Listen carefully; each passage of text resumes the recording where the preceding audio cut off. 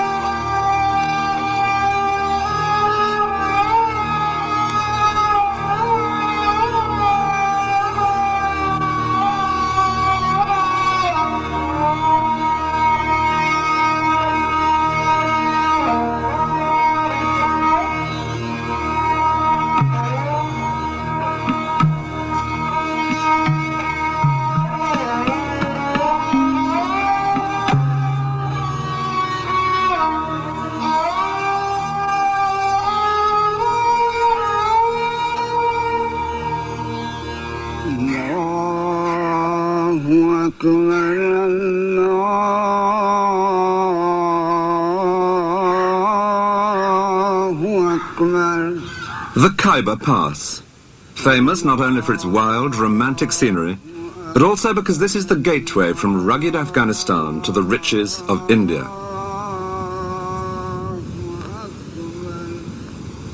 Through these mountains have come a succession of great conquerors, restless for new lands to plunder. Alexander the Great came by, so did Genghis Khan, and Tamburlaine. And if today the armed men are more local, in recent years most often the Mujahideen from Afghanistan, this remains a dangerous and exciting place, with the promise, once over the top, of India.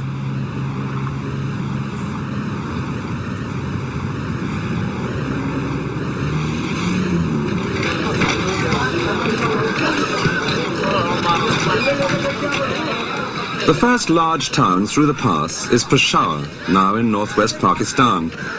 This has always been a busy meeting place of merchants and adventurers, and no doubt the armies of those conquerors contributed their bit too to the racial mix, passing back through here with the spoils of India on their way home.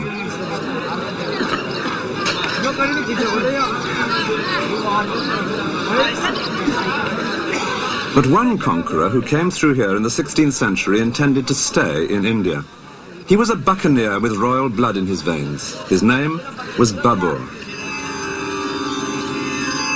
Babur had a direct link with those earlier conquerors, being descended on one side from the leader of the Mongols, Genghis Khan, and on the other from that equally ferocious predator, Tamburlaine.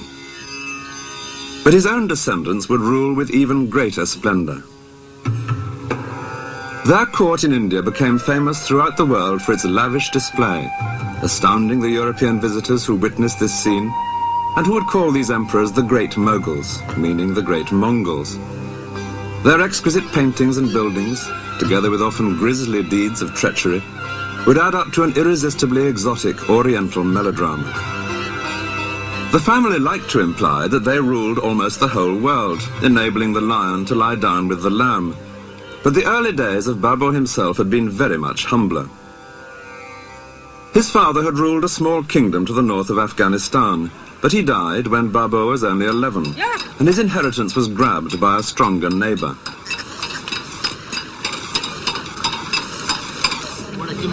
By his late teens, Babur was living more like a bandit than a prince. He and a few followers would roam around, seizing cattle, territory, wealth of any kind. In such a violent world, the villages and towns were all fortified, as indeed most of them still are today. And Babur describes vividly in his diary how he and his men would ride out at night to attack just such a place as this. Under cover of darkness, they would place their ladders against the wall. Often they were seen and had to ride away disappointed, but sometimes they got in, and then, after an exhilarating hand-to-hand fight in narrow lanes, they would take what they fancied, or perhaps persuade this particular village to join their league. Babur's following steadily increased. He was a leader who inspired great loyalty. And then there came a great breakthrough. In 1504, when he was 21, he captured a rich, sophisticated city, one which he would hold for the rest of his life, and which he came to think of as his real home. It was Kabul, now the capital of Afghanistan. Set among mountains to the west of the Khyber Pass, here was an ancient city in which Babur and his followers could settle down to a more civilized existence. The main cultural influence on this part of the world came from Persia. Babur, himself a keen poet and gardener, was able now to indulge in traditional Persian pleasures, of a kind which he and his family would later introduce to India.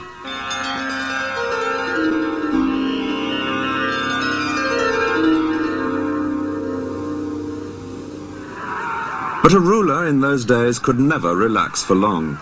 A regime based only on military power needed constant new conquests to bring in more territory, more wealth. In three directions, Babur's kingdom at Kabul was unable to expand. To the north was a powerful new ruler who had been grabbing vast territories, including Babur's ancestral kingdom. To the west was the even more powerful empire of Persia. To the south, desert. That left only the east through the Khyber Pass. Northern India was ruled by many rival princes, too busy fighting each other to be likely to combine against an invader, and the prize was a rich one. India was fertile, and an army could advance unopposed in these vast plains after victory in a single pitched battle. When the time for that battle came, Babur would have one great advantage, a magic new weapon.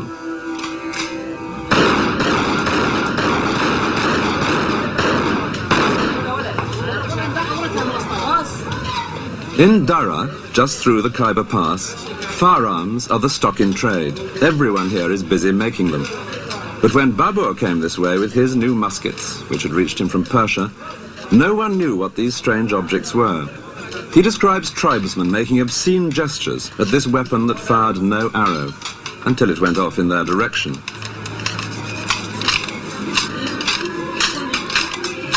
Nearly 500 years later, the magic of the musket may have been explained away, but it remains as important as ever to get hold of a good weapon, and people here will drill whatever barrel you require.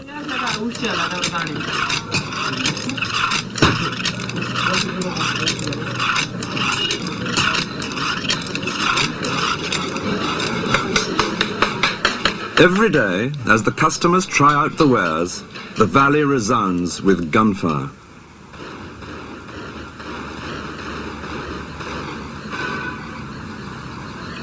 In addition to his muskets, Babur had some very elementary artillery. He had a Turkish gunner by the name of Ustad, meaning master, who'd been able to cast a mortar for him. A tubby vessel, something the shape of a deep vase, which when tilted upwards could fire a large stone for almost a mile. Babur had vastly enjoyed watching the hot metal being poured to cast this ultimate deterrent, and he loved the excitement when it was fired. The mortar could only manage 12 shots a day, so each one was something of an event, of which Babur kept himself well informed. A typical entry in his diary reads, "At the midday prayer, a person came from Ustad saying, 'The stone is ready. What is the order?' The order was, 'Fire this stone off, but keep the next till I come.'" But if the big mortar was just a wonderful toy, it was the muskets which would make the real difference. When Babur advanced into India, he would face a vast array of elephants and cavalry, a living force far greater than anything that he could match. But with his muskets, he was able to rely on a tactic which is now familiar to all of us from countless westerns. He lashed together 800 wagons with rawhide ropes, and behind this barricade, his musketeers only had to wait till the vast, glittering ranks of Indian elephants and cavalry came within range.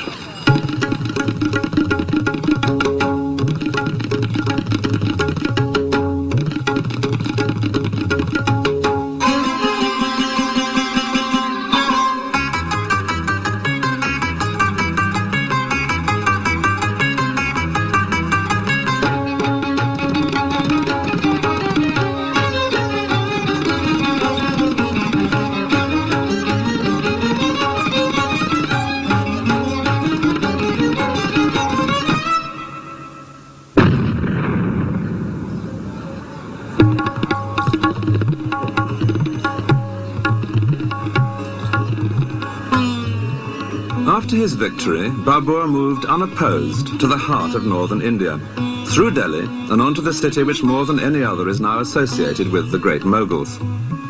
All the famous buildings here in Agra were created for Babur's descendants and their families. The Taj Mahal is but one of many.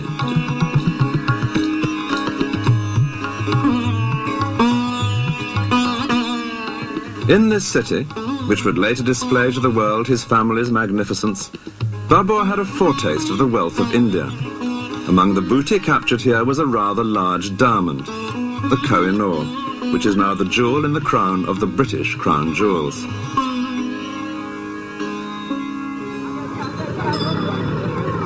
Babur was a keen observer of the world about him, and soon he was finding much to marvel at in this land which he had so rapidly conquered.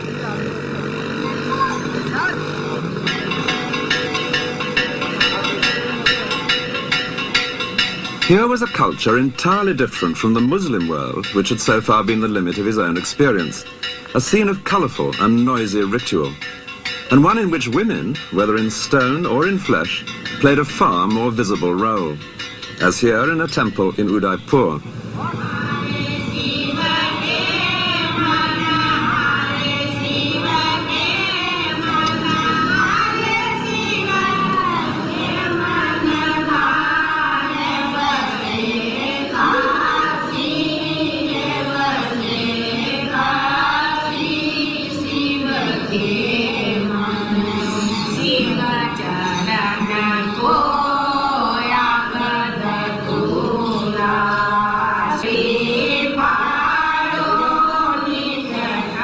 The Hindu religion developed much earlier than Islam, and this sort of thing was exactly what the Quran, like the Old Testament, most strongly disapproved of: idols.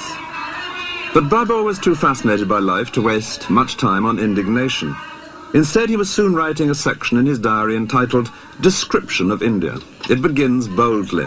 India, he notes, is extensive, full of people, and full of produce.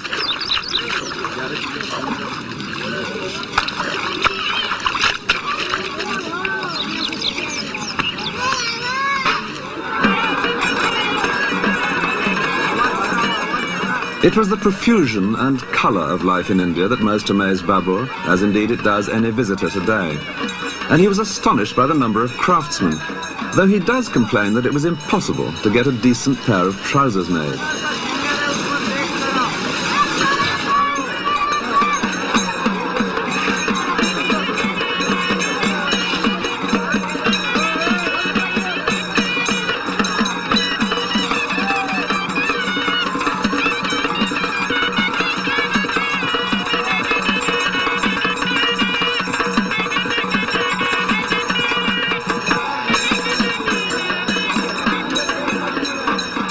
With all wealth depending in the end on what the land and human skill can produce, it was perfectly evident that there were better pickings to be had here than in Afghanistan. Though in India's summer heat, Babur did always feel dreadfully homesick for the mountains of his youth.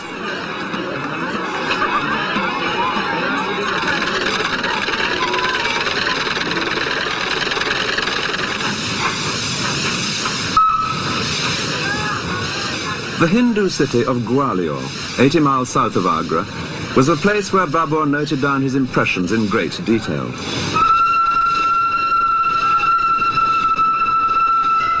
He first came here on September the 27th, 1528.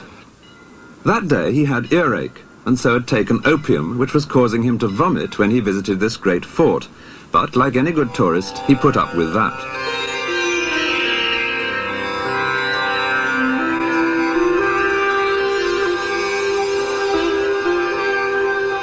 The palace had been completed only 20 years earlier, and it greatly impressed Babur.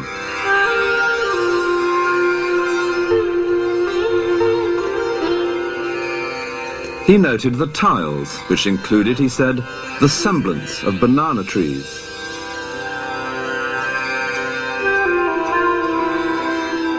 What struck him most was the work of the masons.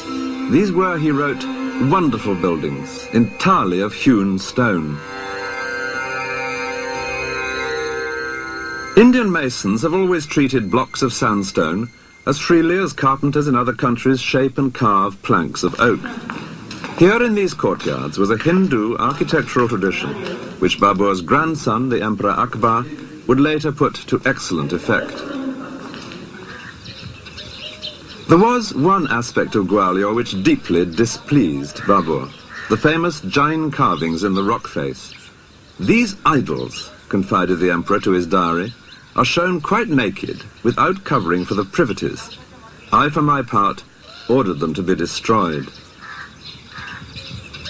Upon his orders, the faces and the offending privities were smashed. Modern restorers seem to have partly agreed with him. Only the faces have been replaced.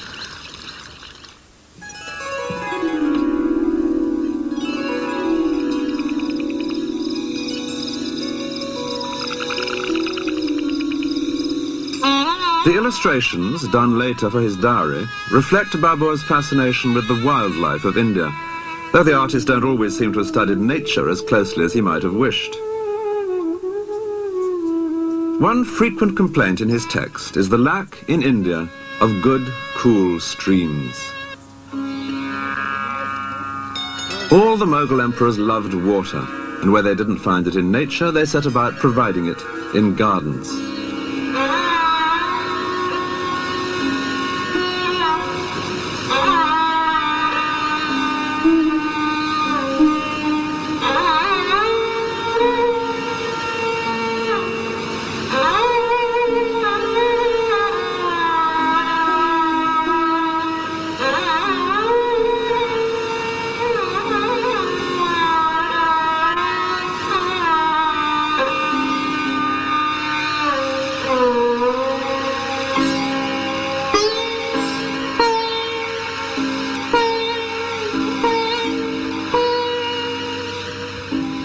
This garden in Agra, the Rambagh, is believed to have been laid out by Babur himself.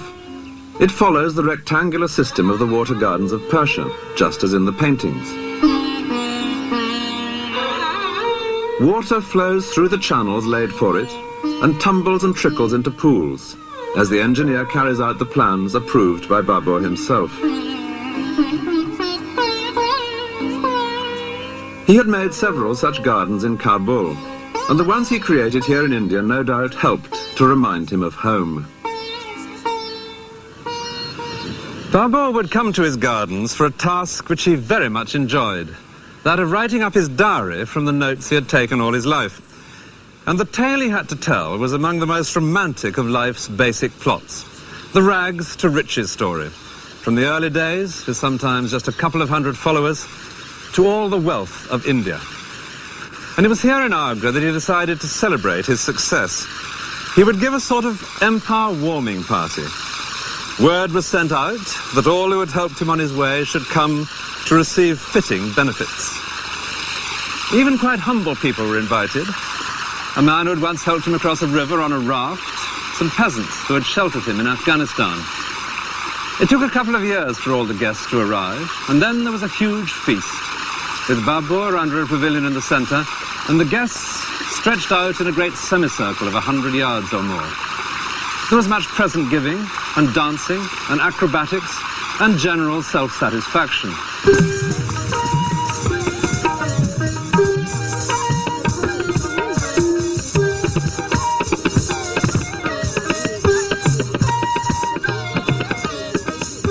In India's climate, most celebrations still take place in the open air.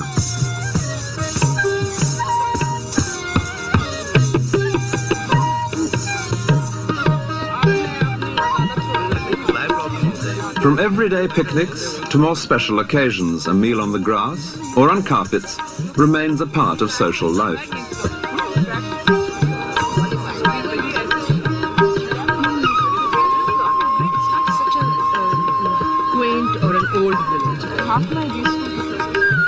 It's nearly 500 years now since Babur's great feast, but the music, the food and the clothes here today are still true to the past, though at Babur's party the only women would have been the dancing girls. But his celebrations were premature, because the new empire depended far too much on Babur himself. 2 years after the feast, he died, His had been an action-packed life. He was still only 47. And though his dynasty would later prosper, as this painting reveals, it was to be a close-run thing. He was succeeded by his son Humayun, aged 22, who had fought beside his father in the capture of northern India, but was a very different character. Humayun had nothing of his father's brisk energy. He was charming, sentimental, much given to scenes of tearful reconciliation with those who had conspired against him, and superstitious, exceedingly superstitious.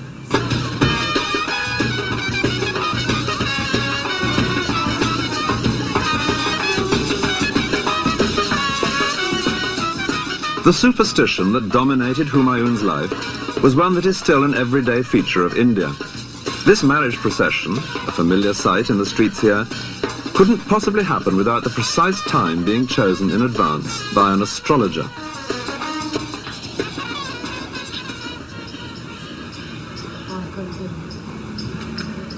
The mysterious compulsion to have one's horoscope done is not confined to the East. But Humayun tried to organize his entire civil service by the signs of the zodiac, far more ambitious than the simple personal attention that most people want from the astrologer. In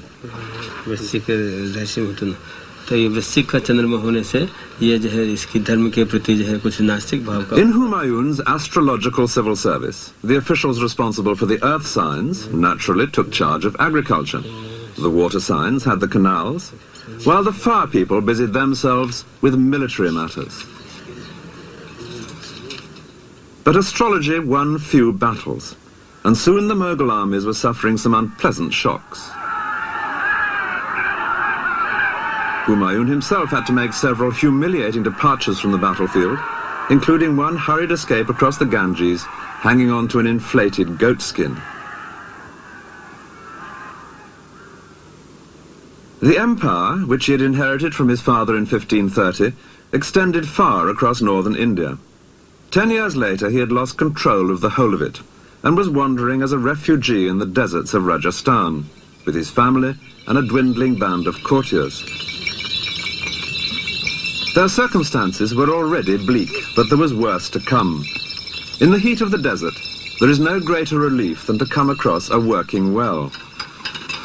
But this was to be an increasingly rare sight that summer for Humayun and his family. They began to find that most of the wells they came across were dry. They had been filled with sand, the buckets were clogged and empty.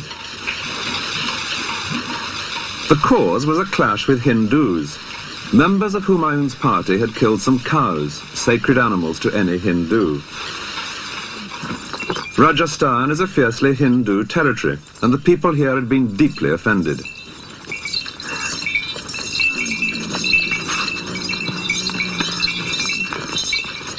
It was because of this sacrilege that the wells were being filled by followers of the ruler of Jaisalmer, one of the great desert strongholds of Rajasthan. This kingdom was just the sort of place Humayun's descendants would have to come to terms with if they were to recover and hold India. But for the moment, mere survival had become the one priority for the evicted emperor and his family.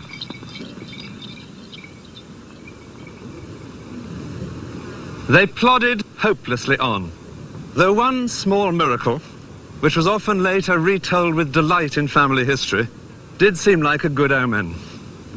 A young wife of Humayun's was just 15 years old, but was also 8 months pregnant. And she now felt that famous arbitrary longing of pregnancy for one particular kind of food. In her case, a pomegranate, something impossible to come by in the desert. But then, happily, their path crossed with that of a travelling merchant. And he was found to have, in his saddlebag, one large, juicy pomegranate. Then, a month later, at a small oasis, the real miracle. The birth of a son who would later radically transform the family's fortunes. They called him Akbar. He would spend his childhood as a refugee because his father would soon be chased right out of India. But against all the odds, Humayun later fought his way back in to recover the empire. And Akbar, the child of the desert, would grow up to deserve, more than any other member of his family, that simple but resounding title, the Great Mogul.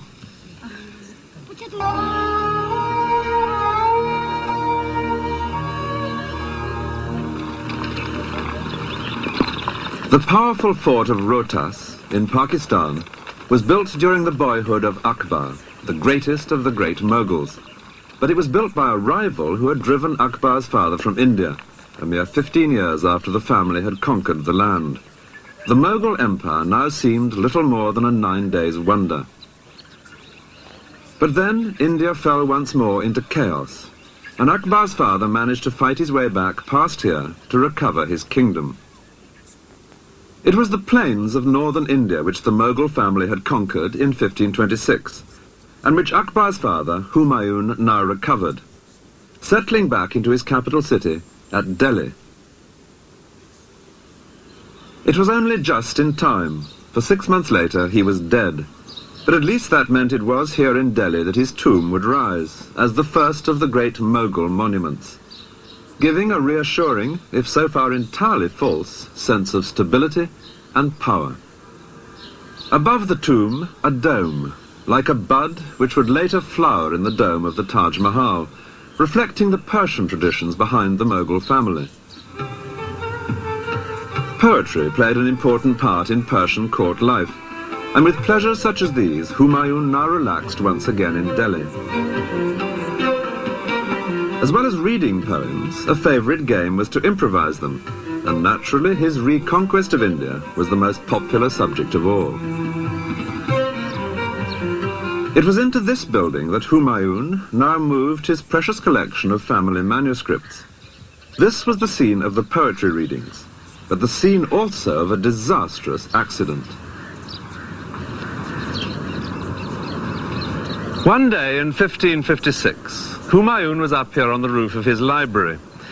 He'd been hearing the latest news from Mecca, from some pilgrims who had recently returned, and he was discussing with his astrologers the hour at which they expected Venus to rise, because he intended to hold an assembly at that propitious moment. And when that time had been agreed, he began to go down these steep stone steps. And then, something which the astrologers had evidently not foreseen. His foot was on the second step when he heard a muezzin from the nearby mosque calling the faithful to prayer. And as Humayun turned to incline his knee in respect, he tripped in his robe and fell headlong down.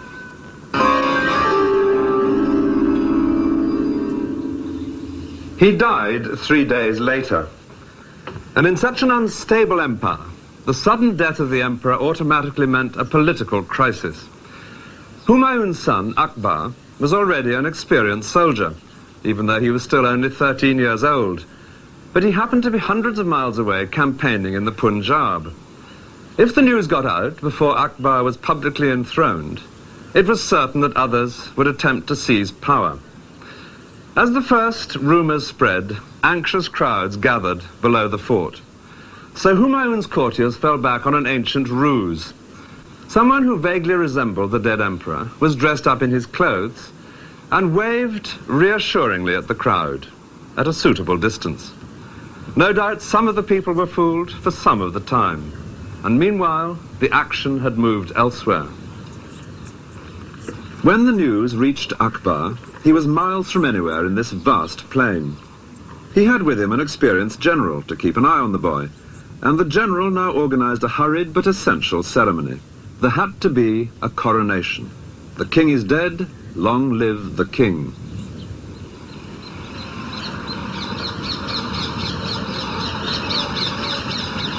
It's quite a pilgrimage now to get to the platform which commemorates that event.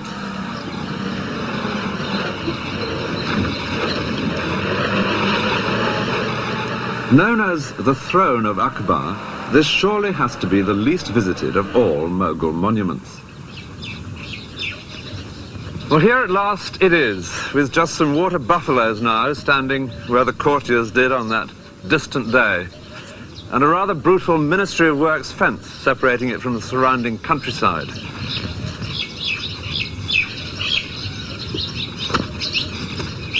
It's in a very dilapidated state, but you can just see how it must have been as a Mughal monument. Here, for example, water would have come rippling down over a carved stone, a very Mughal detail. Dreary though this looks, it's a most evocative place, because that event, here in the middle of nowhere in 1556, was to be the turning point for Akbar's family, leading to more than 100 years of astonishing achievements. But on the face of it, as he sat here that day in a golden robe specially made for the occasion, the prospect was bleak. It was only to his own army grouped around him that he was emperor. Others would have different ideas. His claim to rule was not that strong. His father and his grandfather had between them notched up only 15 years ruling in India. And there were plenty of rival rulers who would now see a young boy on the throne as just the chance they'd been waiting for. As proof of that, it wasn't long after Humayun's death before a large Hindu army captured Delhi, and then moved in this direction to drive Akbar from India. In the resulting battle, the Moguls were heavily outnumbered, and if they'd lost that battle, there would have been no Mughal empire. In the event, they were saved by a stroke of luck. A chance arrow hit the Hindu general in the eye, and the sight of him, slumped so visibly on top of his elephant, caused his army to flee. On such small incidents, the tide of events can turn. By the end of the battle, the Moguls had captured nearly 1,500 elephants, and it was like that many tanks, in perfect condition and with plenty of fuel and ammunition, falling into the hands of a modern army. So Akbar and the elephants were able to march back together into Delhi, for the moment unopposed. After the victory, a tower was built using the heads of the enemy, a custom whenever the defeated were non-Muslims. Rotting by the roadside, this was not a tradition well calculated to appease the local community. The young Akbar, on the face of it, seemed unlikely to appease anything. Physical danger was what he loved. Indeed, he'd been so much the athletic schoolboy that he never even learnt to read. Yet this was the emperor, Akbar, who had come to see the problems of India with its rival communities of Muslims and Hindus in a new and very unconventional light, shocking many of his own Muslim followers in the process. The great centre of Hindu power lay to the southwest of Delhi, in the area known as Rajasthan, the land of the Rajas. Their fortresses dotted this ancient and highly colourful territory, and two in particular would be of great importance to Akbar: Chittor and Amber, which is now known as Jaipur.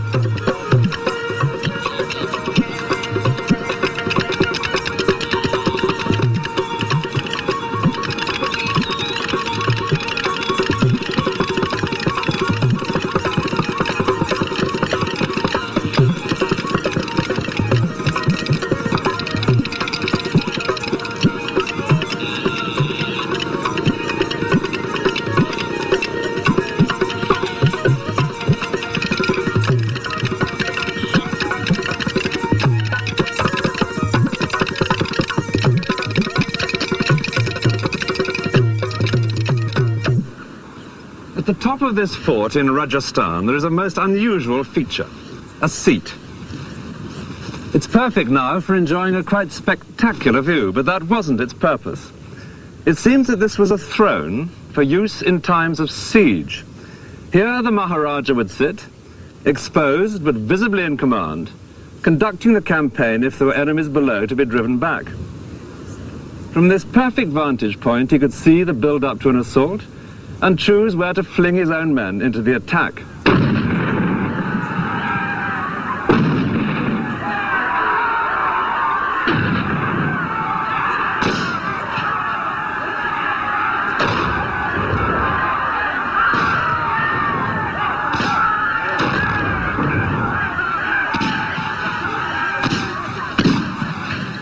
The ferocity of the fighting men of Rajasthan, the famous Rajputs, was legendary.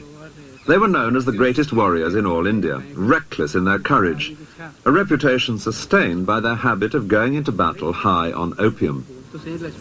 These were people that Akbar would either have to subdue or make friends with. The rulers of this particular fort later became known as the Maharajas of Jaipur. They came to terms with Akbar, and the beauty of their city, the largest in Rajasthan, suggests that there were advantages in doing so.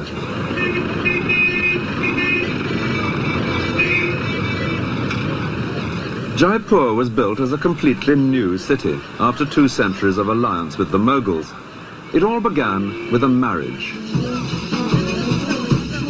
At an Indian wedding, even today, the bridegroom, with a small male relation mounted in front of him, goes on horseback to meet his bride.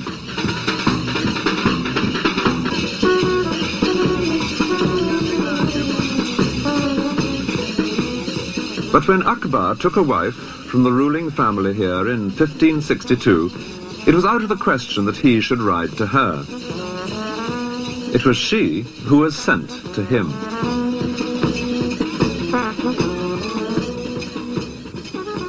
To present a bride to Akbar was a way of making an alliance, in effect like signing a treaty. And as he travelled round with his court, building up his fragile empire, he made many such arrangements. His harem contained some 5,000 women, mostly slave girls. Among his wives there were several Hindu princesses, each a token of friendship from her own family. But the first had been the bride from Jaipur, and beneath the fort there would soon appear the famous palace of Amber, the first unmistakable sign of a new prosperity.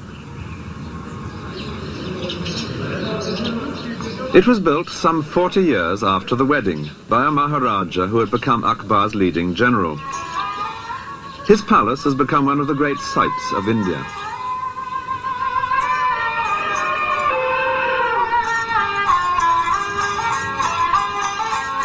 For the tourists, an elephant ride up to Amber is a compulsory item on everyone's schedule.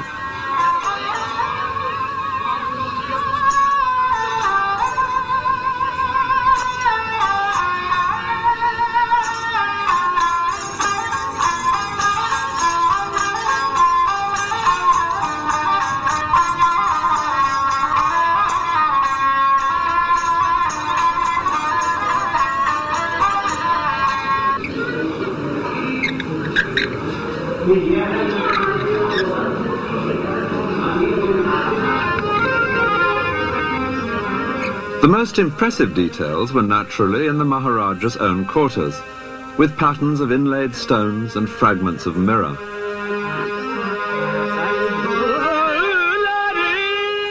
Here, in pavilions placed between the public part of the palace to one side and the harem to the other, the ruler could entertain either outside visitors or his own women in surroundings that would delight them all.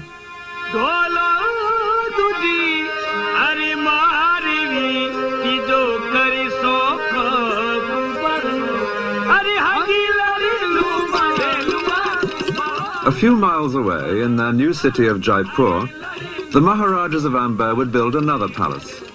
And it's here that their present-day descendant lives. I asked him what benefits he felt there had been for either side in the family's long relationship with the Mughal emperors.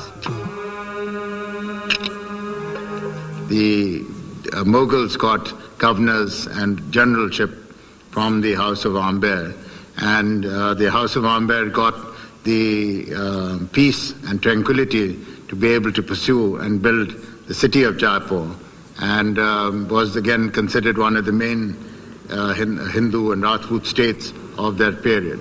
And what about religion? Well, again, it gave Raja Jai Singh great time to protect the Hindu religion during his reign. Akbar spent much of his time moving round with a vast army, using the sport of hunting as his diplomatic cover. Any troublesome ruler might soon find the emperor killing deer on his own doorstep, with the infantry standing in as beaters. One of the ways of hunting that the emperor most enjoyed was with the cheetah, the Indian leopard. the fastest animal on Earth.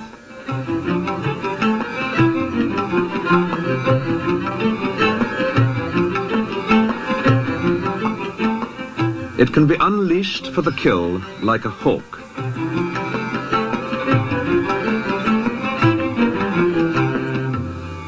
This crowded scene, with a fence in the background, depicts another favourite way of hunting. Akbar's soldiers would drive the deer in from miles around in an ever-shrinking circle.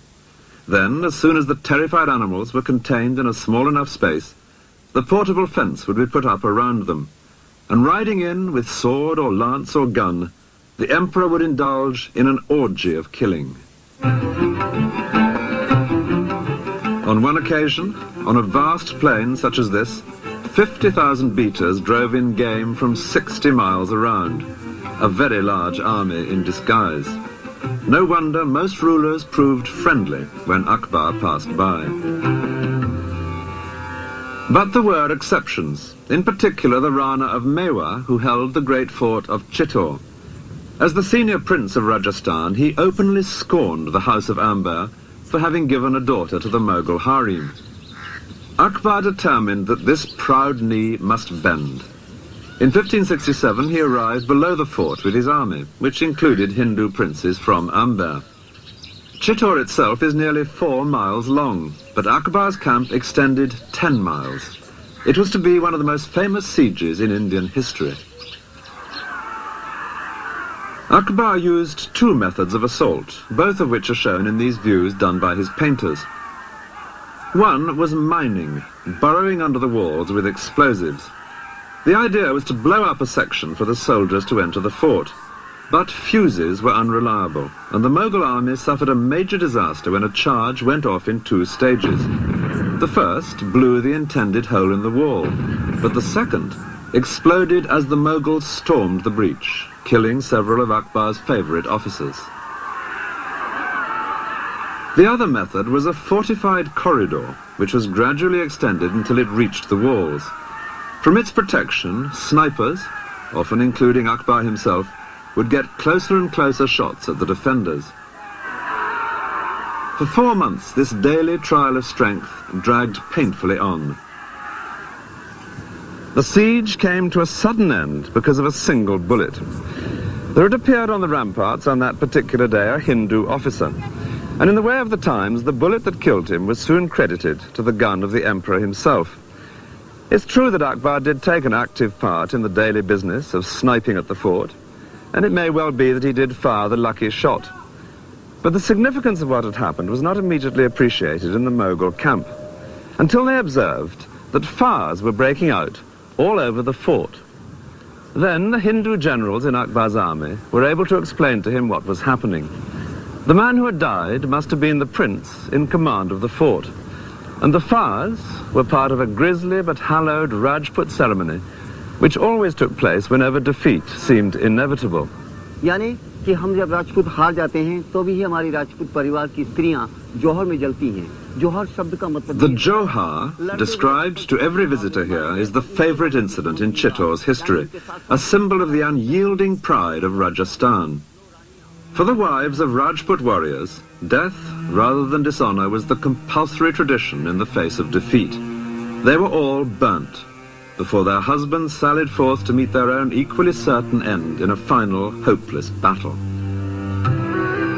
Inside the fort there were some 40,000 peasants living, and, unusually for him, Akbar now allowed them too to be massacred. Clearly this victory over the uncompromising Rana of Mewa was to be taken as an example.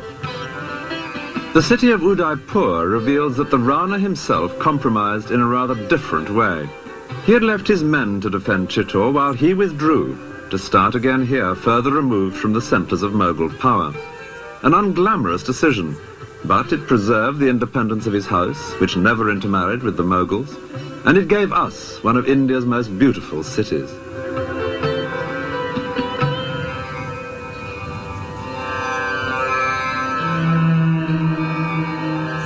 Today, the Rana of Mewa still feels it a matter of pride that the Mughals were kept at arm's length.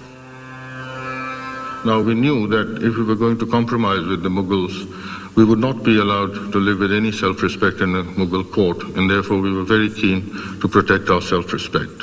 The other reason is that our family is religious, deeply religious, and we believe in the values set out in Hinduism, and people look up to our family as the custodians of Hinduism, and whenever the Hindu faith and the Hindu religion was threatened, we were not prepared to compromise, and we fought for protecting the faith. To celebrate his victory over the Hindus of Chittor, Akbar made a pilgrimage to a great Muslim shrine. It was to Ajmer that he went, to visit the tomb of a saint who had brought to India the more tolerant strain of Islam known as Sufism. His shrine remains a holy place today.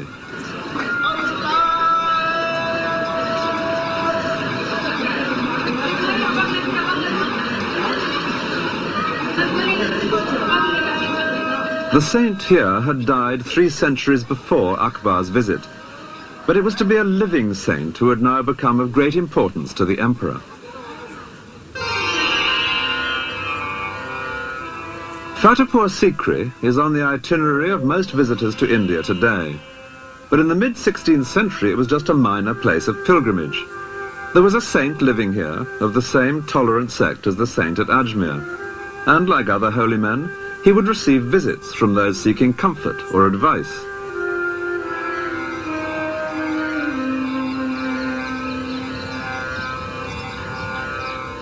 In 1568, one of the pilgrims who came for advice was the young emperor, who would later build at the top of these steps the great Victory Gateway leading into the mosque.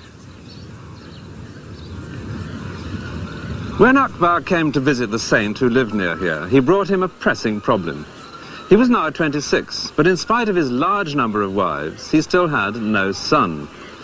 Well, the saint gave an uncompromising answer. Without hedging his bets, in the usual way of soothsayers, he declared categorically that the emperor would have not 1 son, but 3. Soon after these comforting words, news came that the Hindu princess from Amber was pregnant.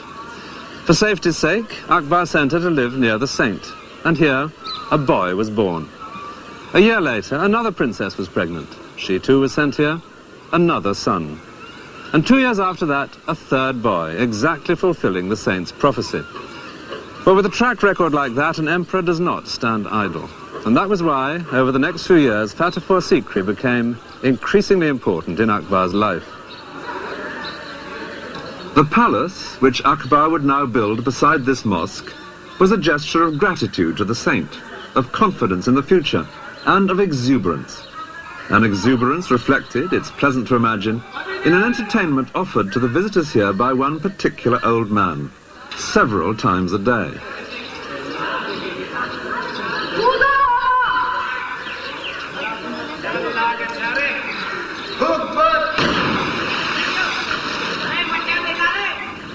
When Akbar began to build here at Fatehpur Sikri, he had been 17 years on the throne. Since that hurried coronation as a boy in the plains of the Punjab, he had turned his shaky inheritance into a stable empire. He was just 30, and there was still much to achieve. But now, with those 3 sons born here, there would be someone to pass it all on to. His family's future had never looked better.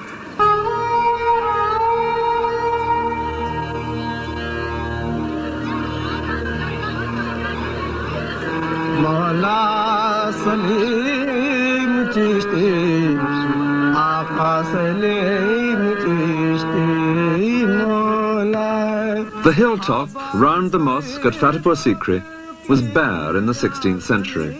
Then at amazing speed an extraordinary group of buildings appeared here, the heart of an empire, all bustle and business. But that lasted just 14 years, after which the place was deserted, and it's remained so ever since. This is not a ghost city, it's a ghost palace. In these courtyards, the Emperor Akbar created his own very original concept of a place where a ruler could feel really at home. Akbar decided to build here because of a local holy man, or saint, so the mosque was always central to Fatehpur Sikri. The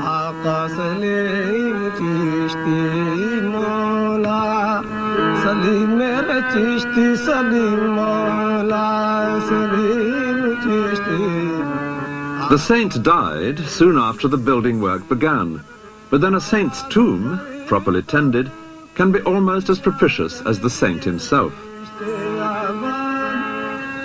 Clad in fine white marble, which was added by Akbar's grandson, the tomb is the centerpiece of the courtyard.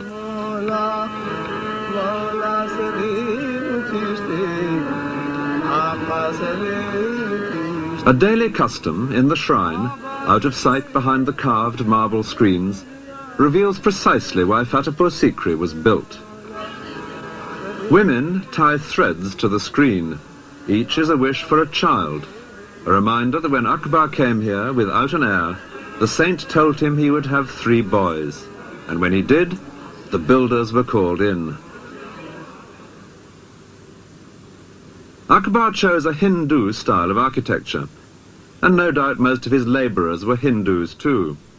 Certainly the women.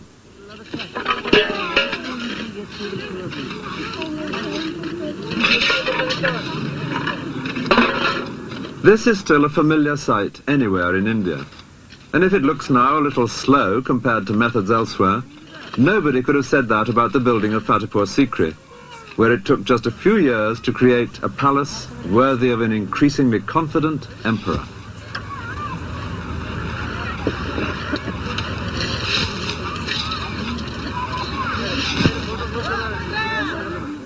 This was the area over which Akbar, at the age of 13, had inherited very shaky control. And this was the stable empire which he in his turn would hand on some 50 years later. Delhi had been his father's capital. Agra would eventually become his own. So the saint's home at Fatehpur Sikri, in addition to being so propitious, was strategically placed at the heart of the empire. A visit to Fatehpur Sikri is the best way of discovering the kind of life that went on around a Mughal emperor. Yes, coming.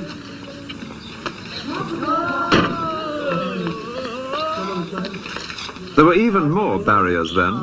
From the Moguls to the British to today, there is nothing new about Indian bureaucracy.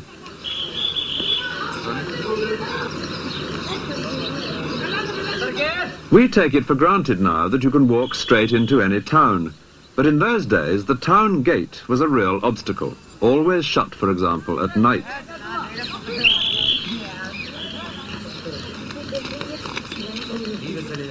This next gate was the entrance to the palace itself. Whenever the emperor came through here, there were musicians playing for him in the room above. But for the rest of us, the name of this one has a somewhat familiar ring. It was known as the Naubat Khane, which means roughly the house of taking one's place in the queue. Well, there's little danger of a queue today because now hardly anything comes through here except tourist buses. But then, as the remains of these shops reveals, this was a bustling commercial thoroughfare. The traders can be seen in this painting, and beyond them the next gate. For Fatehpur Sikri was a series of concentric circles. With the emperor at the center, each circle became more private, more difficult to get into.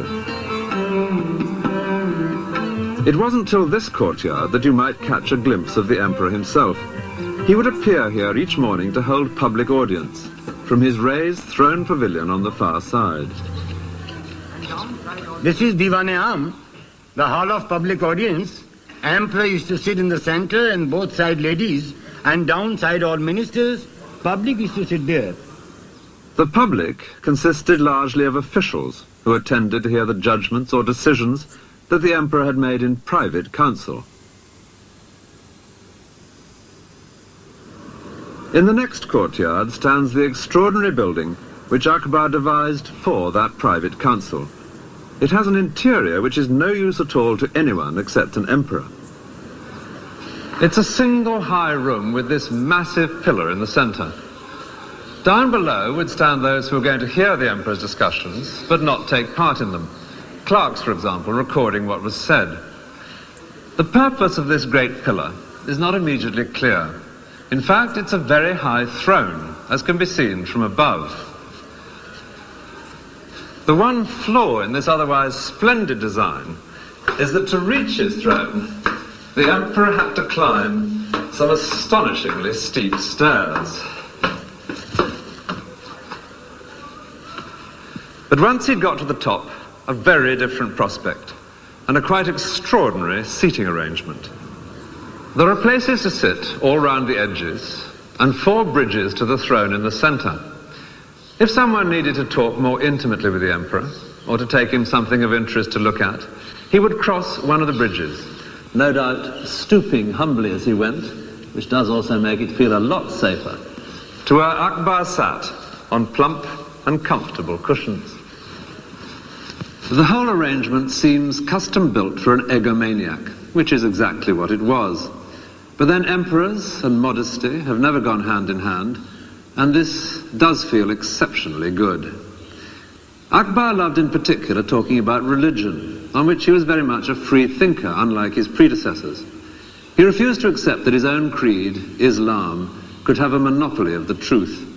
And he enraged his experts on the Quran by making them discuss, in here, the nature of God, not just among themselves, but in argument with Hindu gurus, who would sit on the opposite side. The final straw for the Orthodox Muslims was when Akbar introduced his own religion.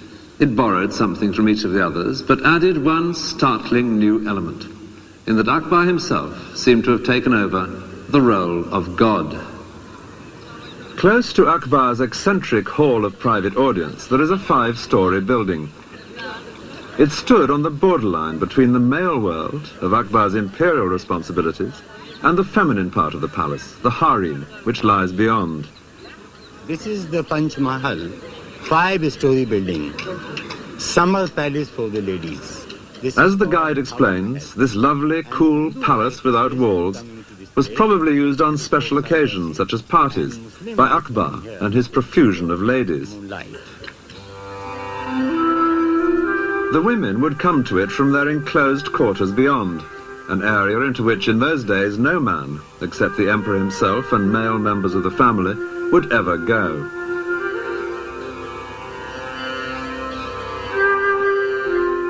Akbar provided intricately carved surroundings for his harem, which included both Muslim and Hindu wives. But the method of construction at Fatehpur Sikri is entirely Hindu, with the straight lines of great stone pillars and beams instead of Muslim curves. These rooms were lovely places to loll and chat in on a warm evening. If they look a bit stark now, it's because they're unfurnished. This is like viewing an empty flat, and as on that occasion, the trick is to imagine the missing items. Not just the girls themselves, but pretty things in the alcoves, cushions to recline among, and above all, carpets. An English visitor to India marvelled at the rich display of carpets. All their bravery, he wrote, is upon their floors.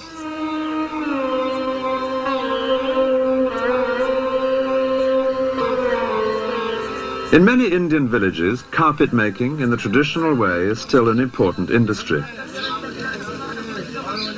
The sound here is that of the various foremen, calling out which colour of wool is to go where to form the pattern.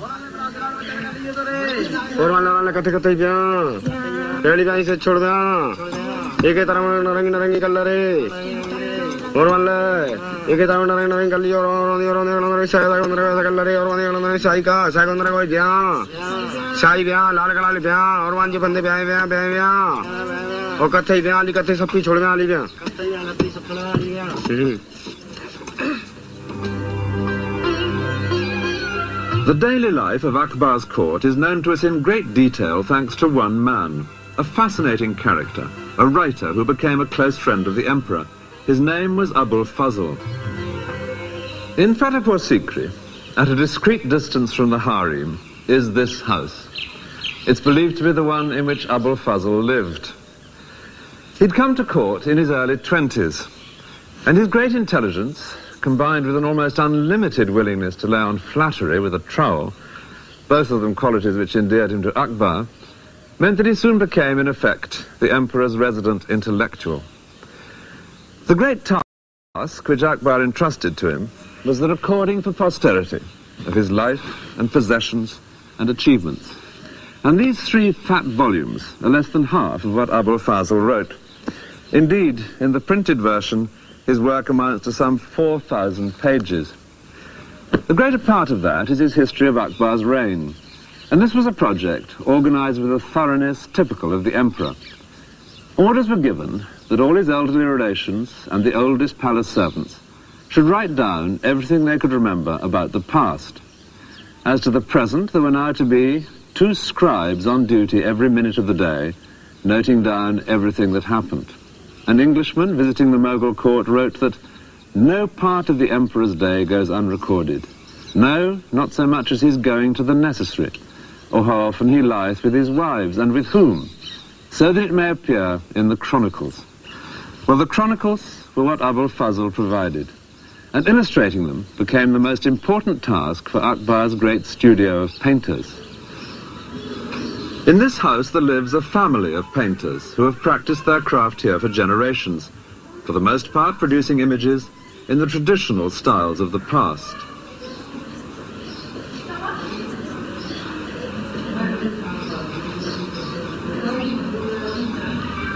Among the many schools of Indian art, the greatest is that of the Mughal court, established by Akbar. His painters would often collaborate on a picture.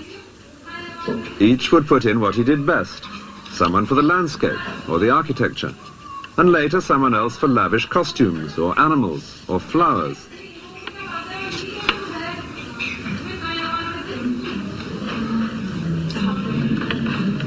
And always someone for the most skillful task of all, the faces. They had to be recognizable. What Akbar looked for in a painting was an accurate image of the life that he knew.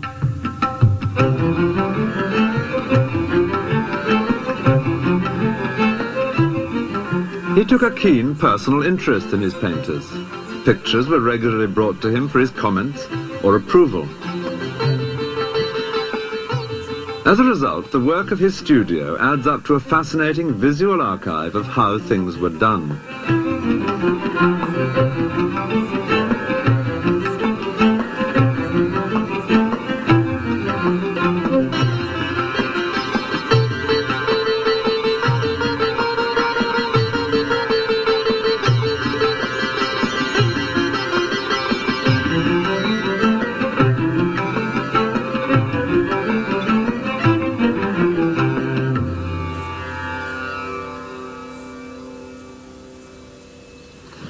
In his great work, Abul Fazl also collected masses of dusty information about the empire and how it functioned. Statistics, for example. There are columns and columns of them, and they run on for page after page after page. And then there are fascinating nuggets of very unexpected information. The ranks of the camels and their servants, or regulations for oiling camels and injecting oil into their nostrils. Whenever anything worth having has been invented, it's invariably credited to Akbar himself. Under the manner of cleaning guns, we learn that this used to be a most laborious task. But His Majesty, from his practical knowledge, has invented a wheel, by the motion of which 16 barrels may be cleaned in a very short time. The wheel is turned by a cow. And then there are fascinating details about Akbar's daily routine. We learn that he never drank anything but water from the Ganges, which was carried with him wherever he went. And he had the great luxury of ice arriving every day of the hot Indian summer in an endless succession of boats and carts from the distant Himalayas. He only had 1 meal a day, but the fuss that caused was phenomenal on its long journey from the kitchen. India's housewives still prepare dishes for their husbands to take to work in that splendid Indian invention, the tiffin can. But Akbar's dishes were sealed for a different reason, fear of poison. Before sealing, each was tasted by 3 officials. If anyone was going to die in instant agony, it would not be Akbar. One of the greatest bonds between Abul Fazl and Akbar was a shared love of religious speculation. and Abul Fazl spends a great deal of space in this volume describing the beliefs of different religions. So both men were equally delighted when a third element was added to the discussions held here at Fatehpur Sikri between Muslims and Hindus. There arrived from Goa something entirely new, a couple of Jesuit missionaries. Christian engravings had already begun appearing in the elegant scrapbooks kept by Mughal courtiers, because the Portuguese had now been in Goa, on the west coast of India, for half a century. Distributing images of this kind was a part of missionary activity. The efforts of the missionaries did lead to some surprising juxtapositions. The companion for Jesus is Akbar's own son, Jahangir. Akbar's Muslim advisors were ordered by the emperor to engage in debate with the two visiting Christians. Akbar expected some sort of truth to emerge. Vain hope. The Jesuits pitched into the Muslims with such vehemence that the emperor himself had to take them aside to advise caution. Even so, they stayed for 3 years in Fatehpur Sikri, only leaving in despair when Akbar announced his own new religion. But at least they had provided some interesting new themes for Indian artists.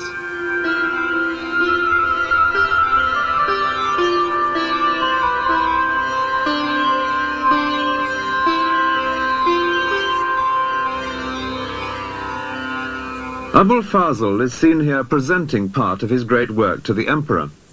He never quite completed his history of the reign because he died 3 years before Akbar.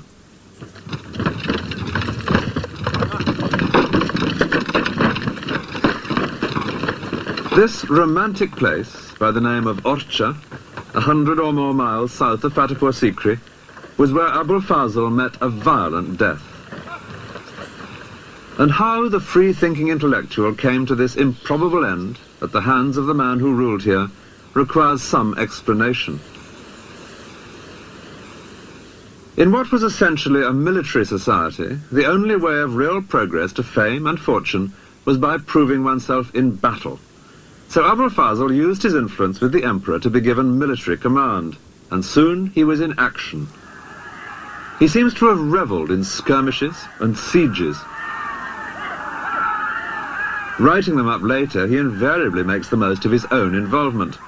Our brave warriors were nearly being defeated, he reports on one occasion, but the writer came up and the enemy was dispersed.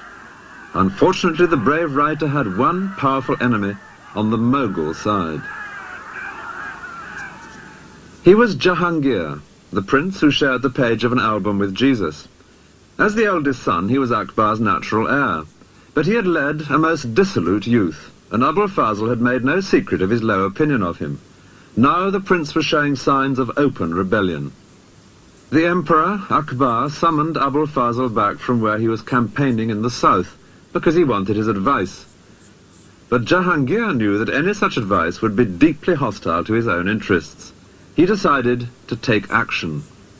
Far to the south of Agra and Fatehpur Sikri, Abul Fazl was busy campaigning on the distant borders of the empire when he received Akbar's summons to return to court.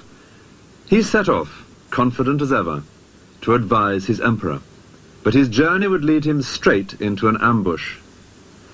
Jahangir was friends with the Raja who had his stronghold at Orcha, and he knew that Abul Fazl would have to pass by here on his way north.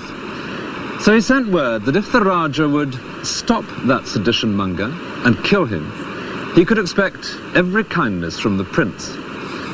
Abul Fazl and his small party were overwhelmed here by about 500 horsemen. He'd had advance warning of the ambush from a spy, and it seems he could have escaped. But he was playing to the hilt his new role of Mughal warrior. He fought to the death. As proofs that the deed was done, his head was sent to Jahangir. And tradition completes an unsavory tale by adding into a latrine. I can't help identifying with the writer who'd worked so hard collecting facts to glorify the Mughal court. It was an unworthy end. A great new palace nearby at Datia was begun by the Raja a few years after he had disposed of Abul Fazl. Its opulence suggests the scale of reward for political murder. The new building was in the same style as Fatehpur Sikri, But ironically, Fatehpur Sikri itself had already been abandoned.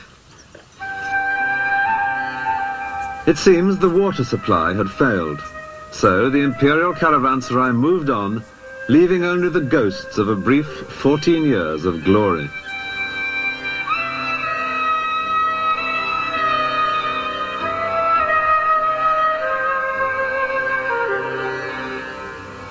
From 1584, Agra was where the emperor now once again made his headquarters, within the magnificent great sandstone walls which give the Red Fort its name.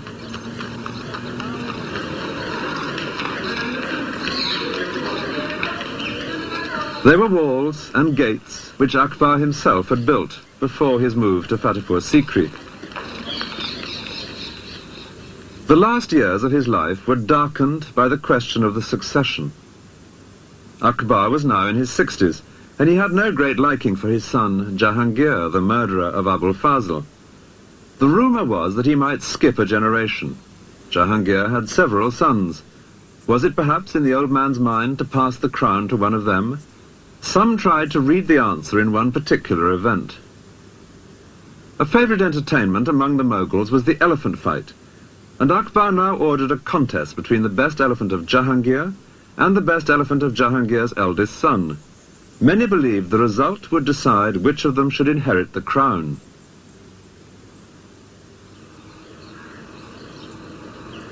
These elephants are high on the wall of the Red Fort at Agra, above where elephant fights invariably took place. Akbar sat up here watching, surrounded by courtiers, while the two elephants fought it out in the open space below.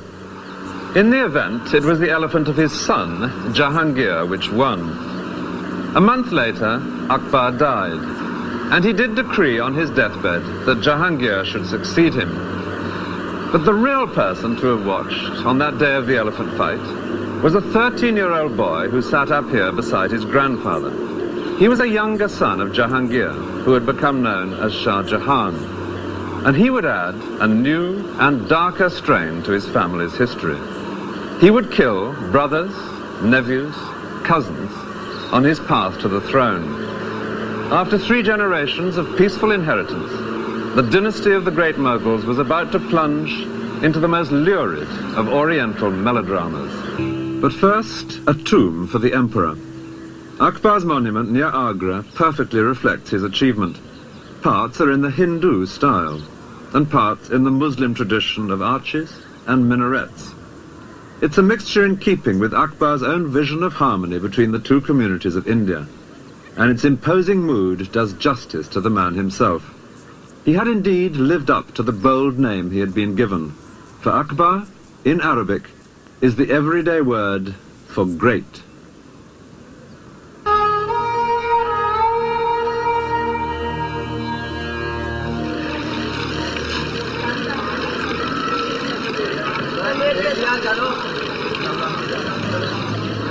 The Lake of Pushkar in Rajasthan, one of the holiest places in India. Hindu pilgrims have been coming here for more than 1,500 years.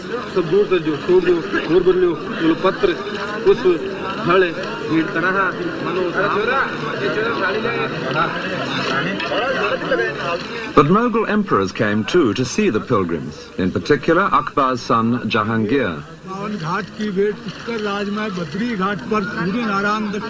Jahangir loved to observe everything that went on in his empire, including the details of the various rituals.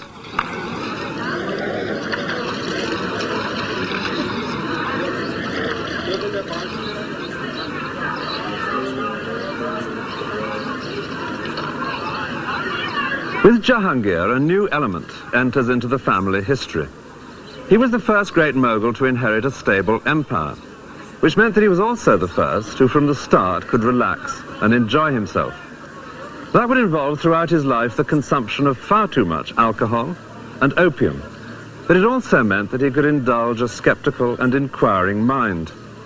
When he came here to Pushkar one day in 1615, he was told, as no doubt every visitor was, that this holy lake was bottomless. Well, the tourist is supposed to reply, how fascinating. Not Jahangir. He called for a plumb line and sent men out in boats all over the lake. He was delighted to be able to prove that at no point was it more than 18 feet deep. But somewhere beneath these waters there are some pieces of broken stone which suggest a darker side to his character. He saw a Hindu idol which suddenly offended him. Imagine the consternation here when he had it smashed and thrown into the lake. The reign had begun with a grisly example of a sadistic streak in Jahangir.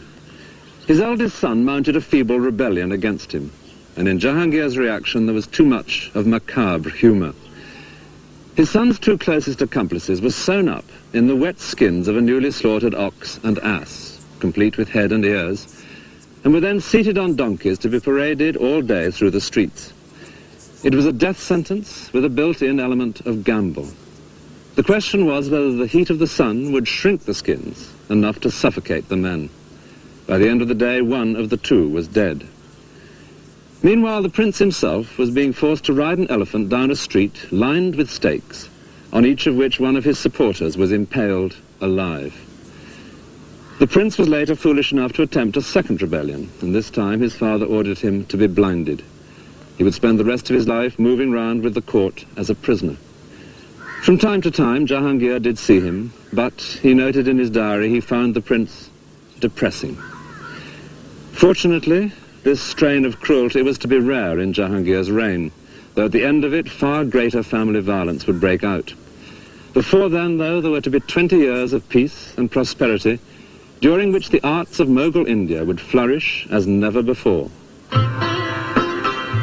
Akbar had set up the imperial studio of painters, but under Jahangir they would excel in images of often outrageous political bravado. Here Jahangir embraces his great enemy, the Shah of Persia, but meanwhile the Mughal lion has nudged the Persian lamb right into the Mediterranean. Jahangir loved watching animals and birds, and would note their habits in minute detail in his diary.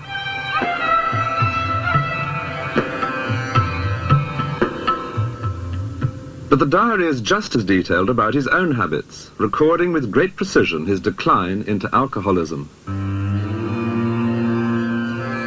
From wine he turned to spirits, and then to double distilled spirits. He was drinking 20 cups a day at one period, with a dose of opium as well, and he was at no pains to conceal this alarming fact.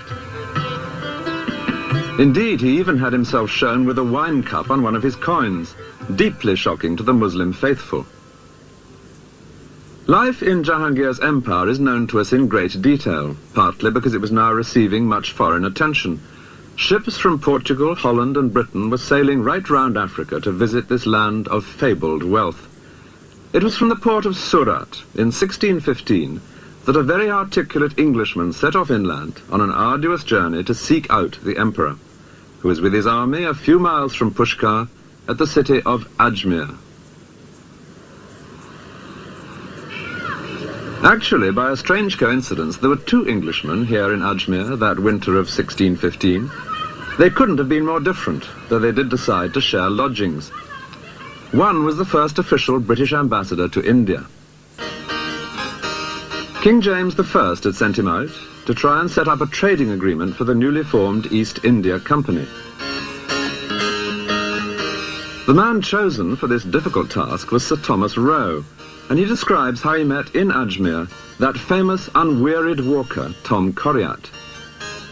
Coriat was a writer who had indeed spent 3 years walking to India, but was determined that his readers should see him on an elephant. He was lucky to be alive, since his idea of good Christian behavior was to climb the minaret in mosques and to shout down that Muhammad was an impostor. Roe was soon deeply embarrassed by his eccentric compatriot. Coriat was something of a linguist, and he now addressed to Jahangir a speech in Persian, which was fine until Roe discovered what he was saying. He was asking the emperor for money, which Roe considered unseemly in an Englishman. Roe himself, by contrast, had brought presents for the emperor, which was essential for an ambassador because presents played a major part in Mughal court life. Indeed, Roe describes how people would hold up in the air the gifts they had brought for Jahangir, and if something nice caught his fancy, he would ask that person what business he had come upon. Unfortunately, Roe's presents, which had been provided by the East India Company, turned out when they were unpacked, to be mouldy, which provoked a very sharp letter home. Even so, he did make progress at court, and soon he was invited to one of Jahangir's evening parties.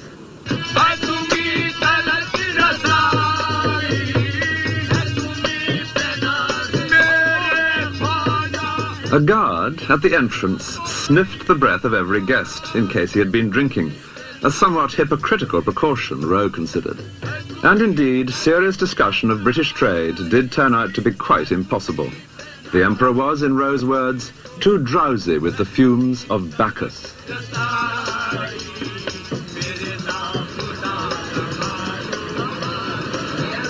The day came when the whole imperial court was to move elsewhere, and Sir Thomas Rowe stood at this gate to watch the Emperor's departure. He was dazzled by the jewels which Jahangir wore for the journey. A huge ruby and emerald and diamond in his turban, 3 great double chains of pearls round his neck, diamond bracelets at wrists and elbows, and a ring on every finger. But there was one very gratifying touch, almost certainly unnoticed by anyone except Rowe himself. Amid all this finery, tucked into Jahangir's belt, was a pair of English gloves, which Rowe had given him. And then, even better, there passed by Jahangir's chief wife, entirely concealed from sight in a closed English carriage, which Rowe had brought out in parts to be assembled here. There was still hope, he thought to himself, as he took his place in the endless procession of carts and animals and riders, which he calculated must take 12 hours to pass any single spot on the road.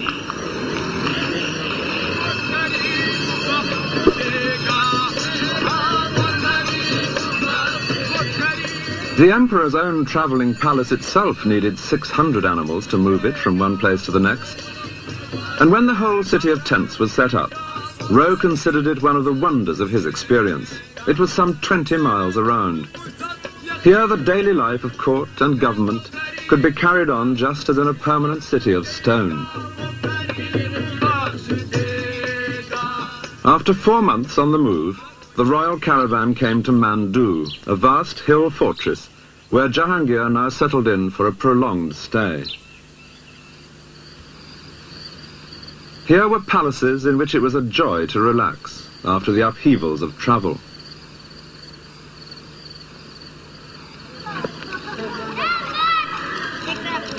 Mandu had been brought within the empire by Jahangir's father, but there had been Muslim rulers here long before the Moguls came to India.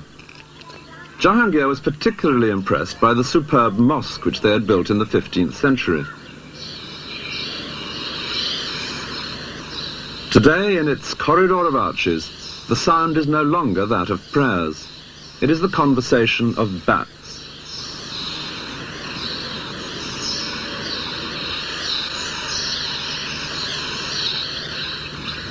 Sir Thomas Rowe's first task after arriving in Mandu with Jahangir's court was to find lodgings. He couldn't afford the comfortable places that were being snapped up by the rich courtiers, so he set off to look for something within his own means. And eventually, he came across a deserted mosque, which he thought might just do him.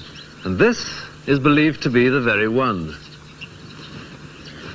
It's not exactly lavish, but he would make the best of it. First of all, putting screens across the entrances to keep out intruders, and particularly some that bothered him at night. There were lions prowling about. I like to think of him safely barricaded in here with his dwindling stock of presents for important people piled high in an alcove. Now he could get on with the real work of an ambassador, joining in life at court, being seen at the best parties, always trying to get the ear of the emperor. One of the most important parties was on the emperor's birthday. Rowe managed to get an invitation and so saw a central event, the weighing of a member of the royal family against gold and then against silver and jewels. The idea was that his weight in each of these valuable commodities would be distributed to the poor. Rowe doubted that the money would really be handed out, but conspicuous generosity was good for the imperial image, and by now the empire was prosperous.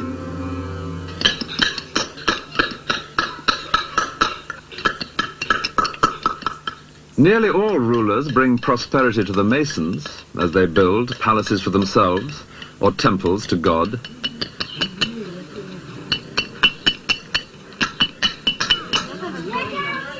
Rather fewer do anything for the peasants. But Jahangir's father had successfully adjusted their taxes, and so encouraged them to bring more land into cultivation. Jahangir loved his wealth, but simple holy men, he liked to pretend, meant more to him than anyone else. The Western monarch being snubbed here by his place at the back of the queue is James I of England, undoubtedly done from a painting brought by Sir Thomas Roe. Maybe Roe also got himself invited to a famous party that summer at Mandu, when candles were floated on tiny boats, an idea suggested by the ladies of the harem. They would have watched unseen, hidden from the sight of the male guests.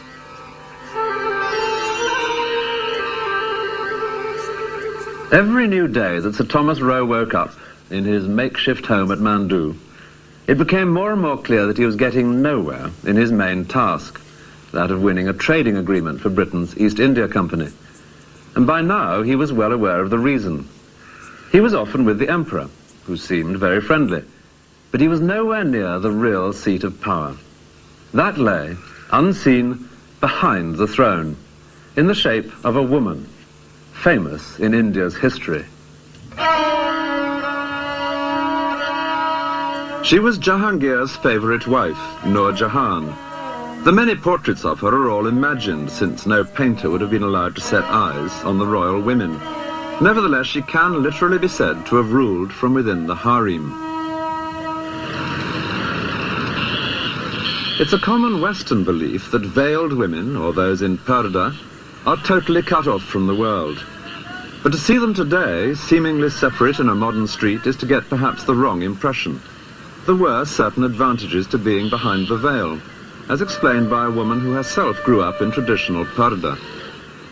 Conducting business face-to-face is not necessarily advantageous to both parties. And I feel that the woman in purdah had a very special advantage because she was sitting inside, whereas the person she was dealing with, whether it was a businessman, whether it was a property seller, a landlord, whomsoever, was sitting outside. Now, he, of course, couldn't see her. And from his point of view, it was like what a modern telephone conversation is, so that you cannot observe the expressions or you cannot see what the other person is actually feeling. Whereas, from the woman's point of view, she could observe everything about him.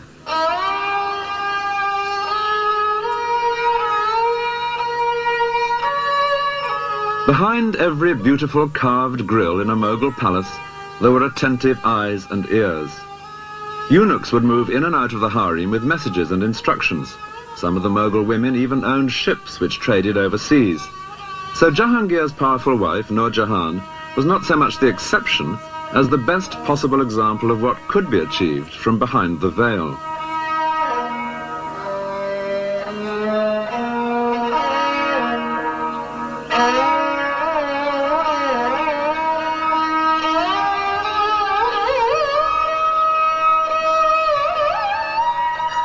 In a garden by the river at Agra, there is an exquisite building which is solid evidence of Nur Jahan's power and wealth.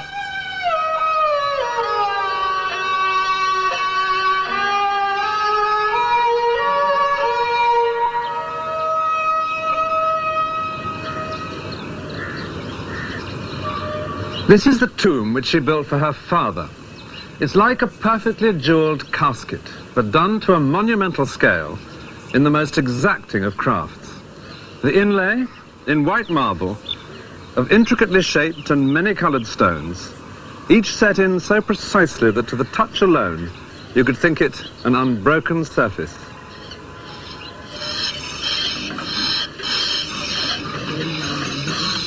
Using tools which owe nothing to the 20th century, craftsmen in Agra still lay delicate patterns of stone in marble.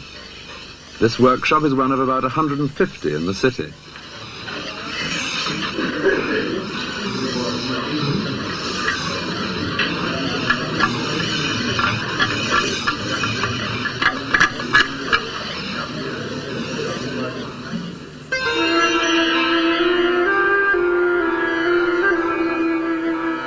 The Taj Mahal, which at a distance looks pure white, is decorated all over with this kind of inlay on a massive scale.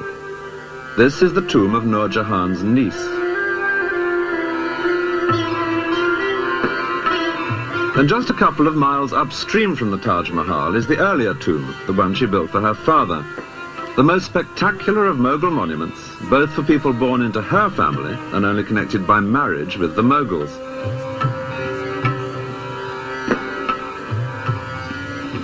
The way in which Nur Jahan's family had achieved this position makes a fascinating story. Her father, for whom she built this tomb, was an adventurer from Persia, who made such a name for himself that Jahangir appointed him chief minister. But the family's fortunes only really began when Jahangir fell in love with his chief minister's daughter, Nur Jahan. These are the sort of paintings one can still buy today in Agra's bazaar. We'll make them stand for Jahangir and Nur Jahan. They married. And when her father died, Jahangir appointed in his place, as chief minister, her brother. So already, they had things well buttoned up. The sister, behind the scenes, the brother in the council chamber. There was one very powerful member of the royal family, Jahangir's favourite son, the headstrong Shah Jahan. And they had a plan for him too. The brother had a beautiful daughter, surely the perfect bride for the prince. History would come to know her as Mumtaz Mahal, the favourite one of the palace, the beloved bride for whom Shah Jahan would later build the Taj Mahal. But now this block of power on her brother's side began to distress Nur Jahan, and she hatched a new plot. She had a daughter by a previous marriage, and she now made a favourite of an insignificant son of Jahangir's, someone she could easily dominate, and she arranged for these two to marry, thus balancing the board.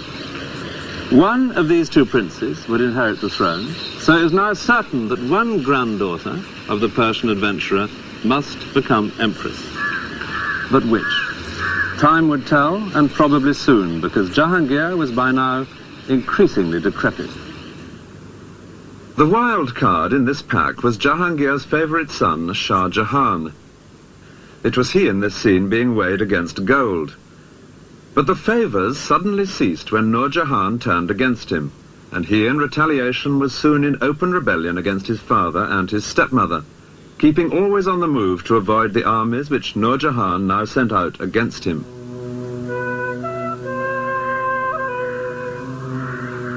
This lovely island in the lake at Udaipur is one place where he sheltered for a few months.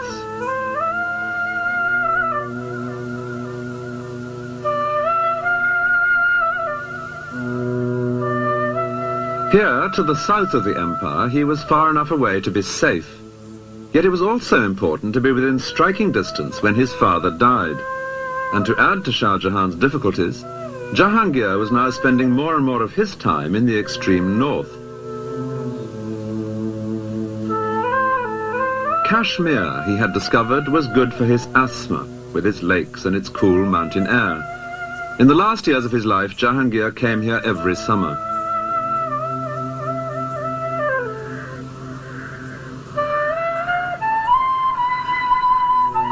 Here he could relax and forget the outrage of a rebellious favourite son.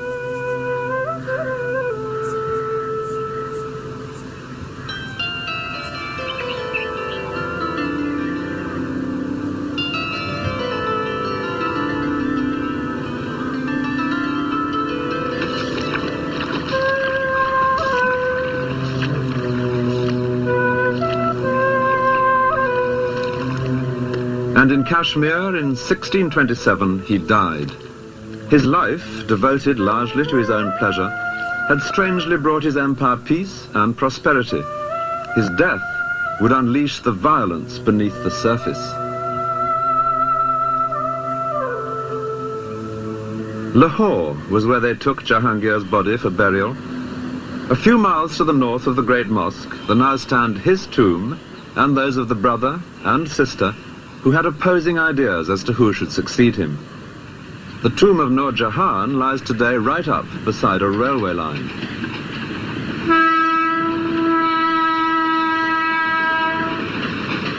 And it's a line which separates the losing from the winning side.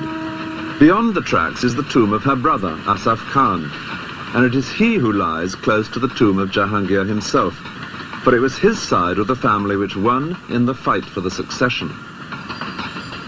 In this final struggle, Noor Jahan's position as a woman, ruling from inside the harem, did at last prove a crippling disadvantage. Her brother was able to rally the other noblemen at court, all of them soldiers like himself, to support his son-in-law, Shah Jahan. And he could seal his sister off in the harem, blocking her chain of command to the outside world. Shah Jahan himself was miles away, far to the south of Agra. But here in Lahore, Asaf Khan now declared him emperor.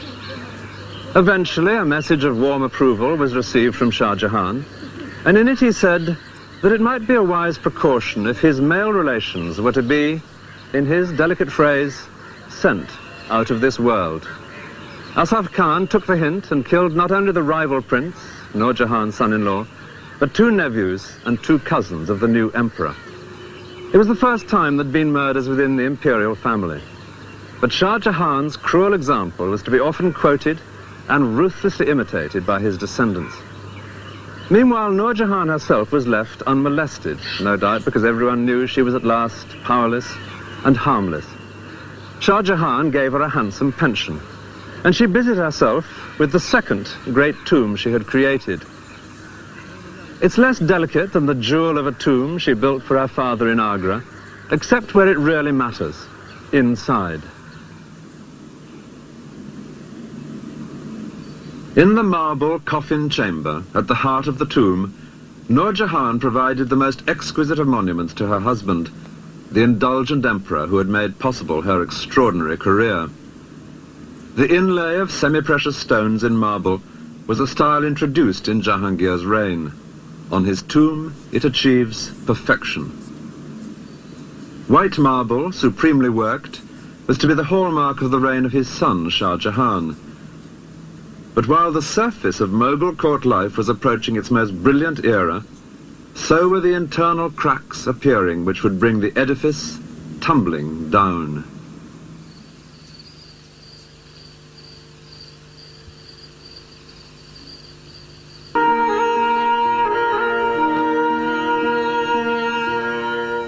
The Taj Mahal is famous not only for its unrivaled beauty, but because it has at its heart a love story, the love of the Emperor Shah Jahan for his wife, Mumtaz Mahal.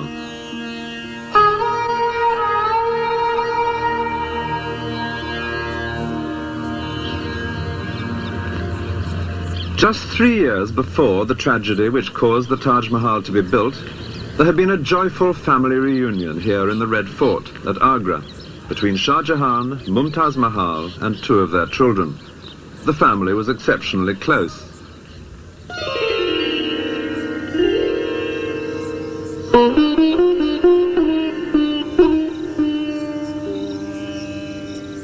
This island in the lake at Udaipur, 400 miles southwest of Agra, is the best place to imagine Shah Jahan with his young family.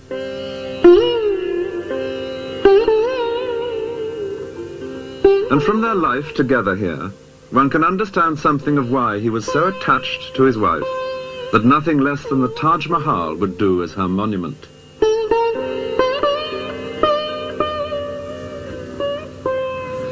For the last few years of his father's reign, Shah Jahan had been in open rebellion against him, constantly moving about to avoid capture.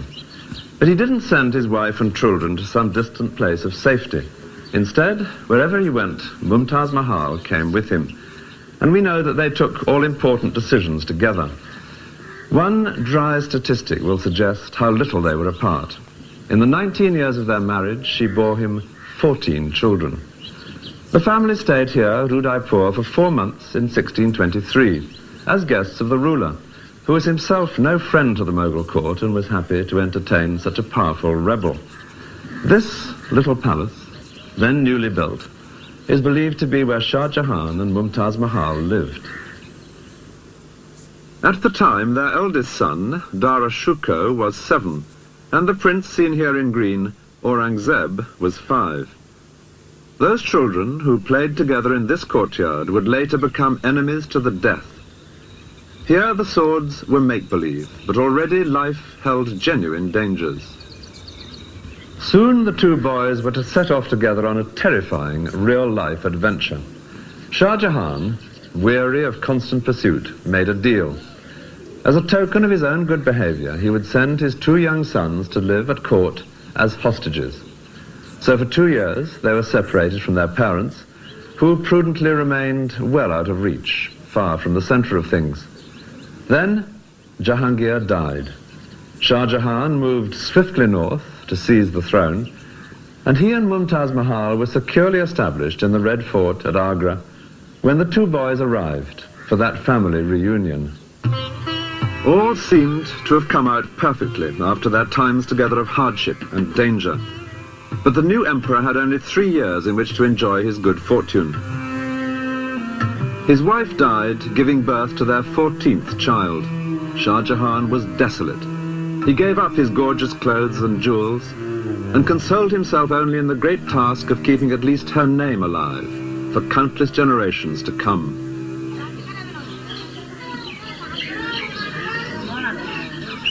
The phrase Taj Mahal, which has ever since echoed round the world, is just his wife's own name abbreviated, Mumtaz Mahal. It means the favorite of the palace.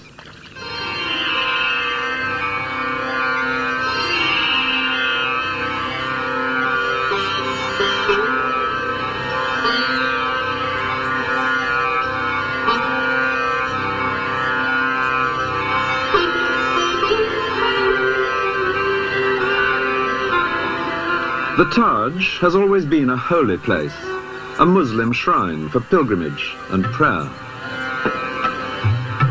But it is also a place of pride and affection for all the people of India, the best possible choice for an outing with all its attendant pleasures.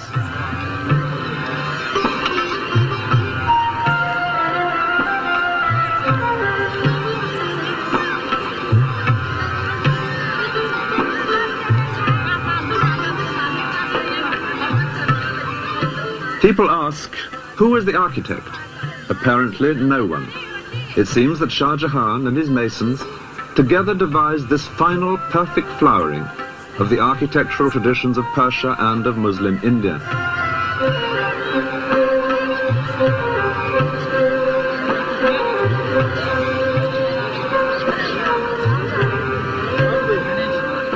Shah Jahan now increasingly devoted himself to architecture, not only in the Taj itself, but in many other projects. He began entrusting affairs of state more and more to his sons, but he made clear distinctions between them. His favorite was the eldest, Dara Shuko, whom he now kept always by his side, leading a civilized but relatively pampered life at court. By contrast, the younger son, Aurangzeb, was constantly sent out on military campaigns, learning the tough trade of a soldier on the distant frontiers of the empire, just as his father had before him. The Mughal Empire had by now long been secure throughout the great plain of North India, within its natural boundaries of mountains and sea. A grand trunk road through this fertile plain was the backbone of the empire, and it was on the great cities along this route, Lahore, Delhi, Agra, that Shah Jahan now concentrated his energies. The famous painted lorries of Pakistan reveal that this is the northwest end of the Grand Trunk Road, and it was here in Lahore that Shah Jahan now built one of the greatest of Mughal gardens.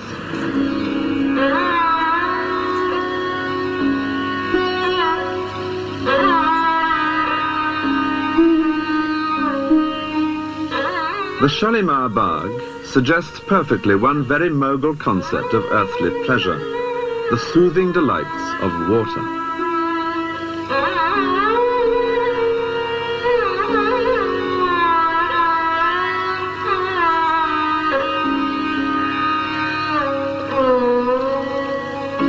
Like Delhi and Agra, Lahore has its Mughal fort.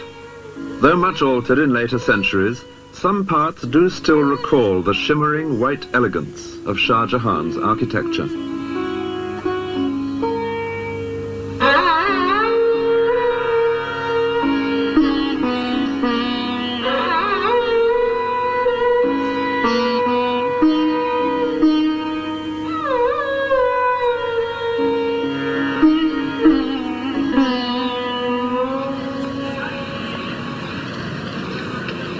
In Delhi, the next important place moving southwest along the Grand Trunk Road, Shah Jahan created from scratch a bustling city as well as a fort.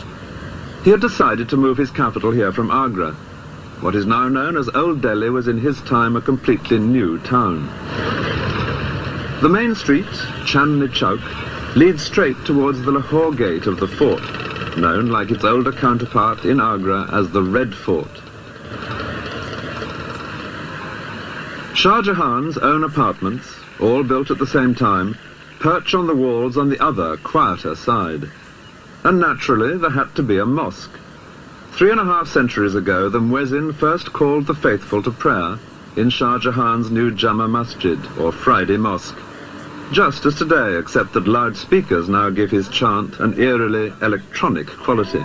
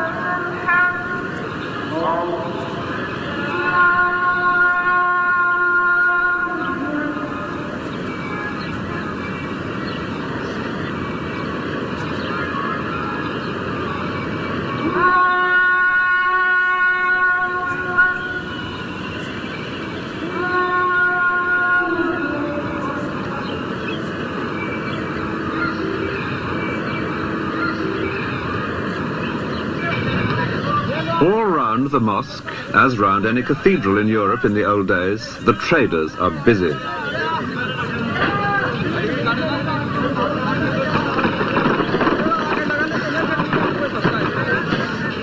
This is the market for cereals and spices. There's no space here for four-legged beasts of burden.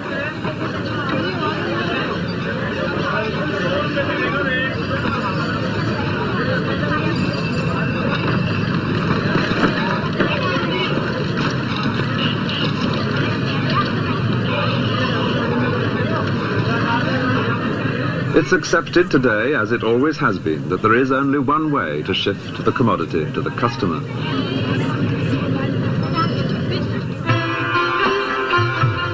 At Agra, too, the Red Fort had much benefited from Shah Jahan's passion for architecture. Within the red sandstone walls built by his grandfather, he had added his own characteristic white marble mosque and pavilions. And because the fort here has been less altered than in Delhi, this is the best place to imagine the emperor's daily life. From his private quarters here, looking east, the sun rises behind the Taj Mahal.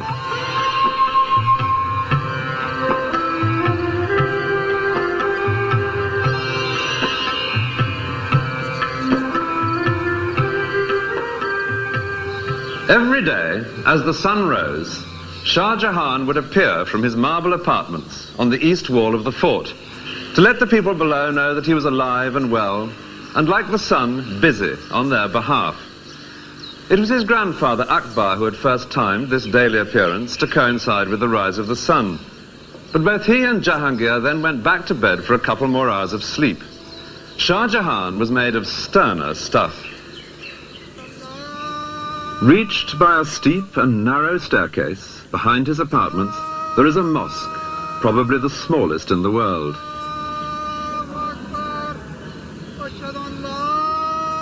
Here, answering the muezzin's call an hour before dawn, Shah Jahan had begun his day with a session of private prayer in this very private mosque. It is also made of marble because Shah Jahan was one of the greatest Mughal emperors. Meanwhile, his superb hall of public audience was filling up with those who had any business that day with the emperor.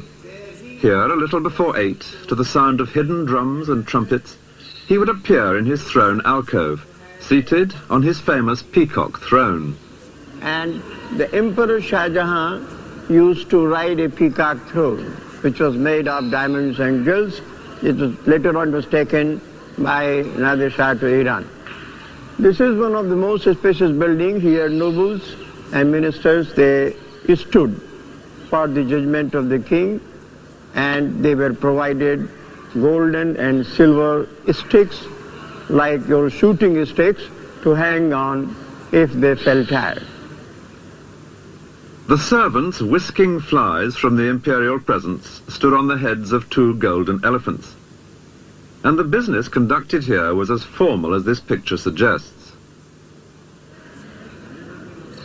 Behind the hall of public audience is a courtyard, to which in those days only a few trusted ministers and servants would be admitted.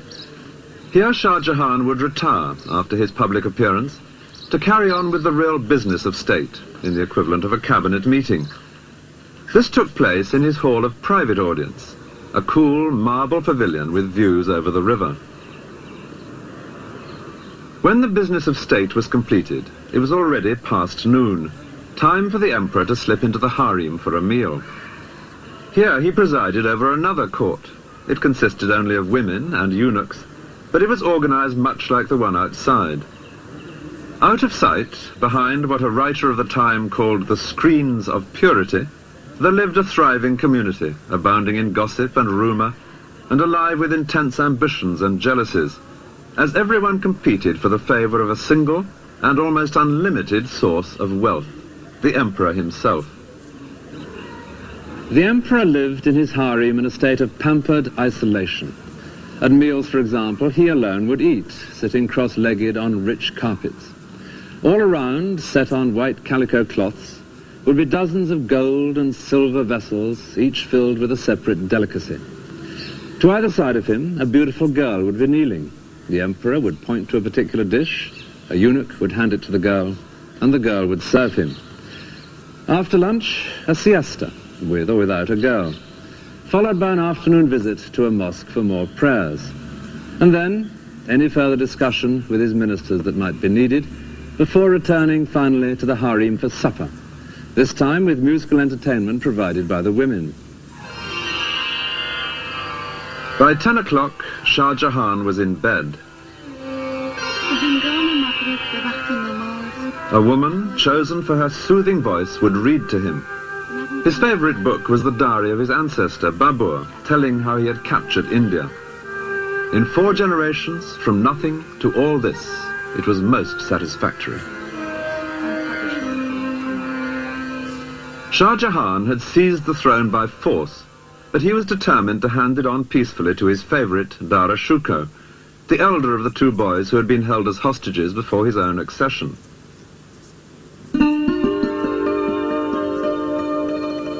These beautiful paintings are from an album which Dara Shuko gave to his bride when he was 25, and they are typical of the man. He loved the arts and literature.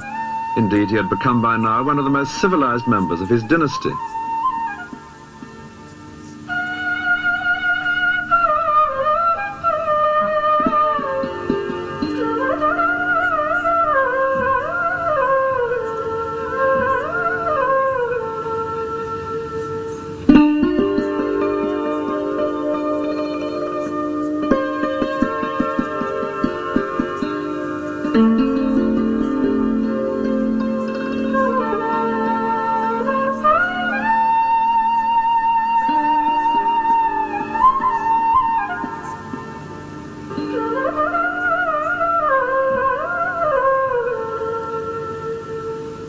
By contrast, Dara Shuko's brother, and most likely rival for the throne, Aurangzeb, was being toughened rather than civilized by the passing years, being almost permanently away at war.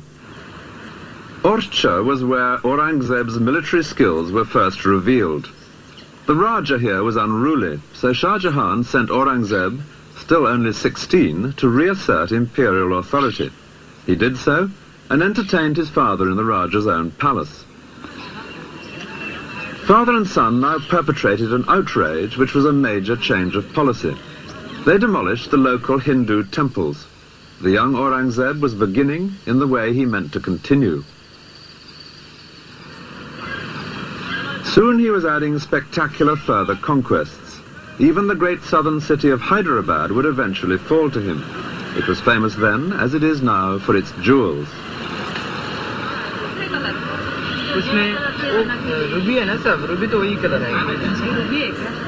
Much wealth was sent from here to the Mughal court, and Aurangzeb should have been able to expect gratitude from his father. Instead, his capture of this city only revealed the obstacles that were now being put in his way. Garnet is darker than this.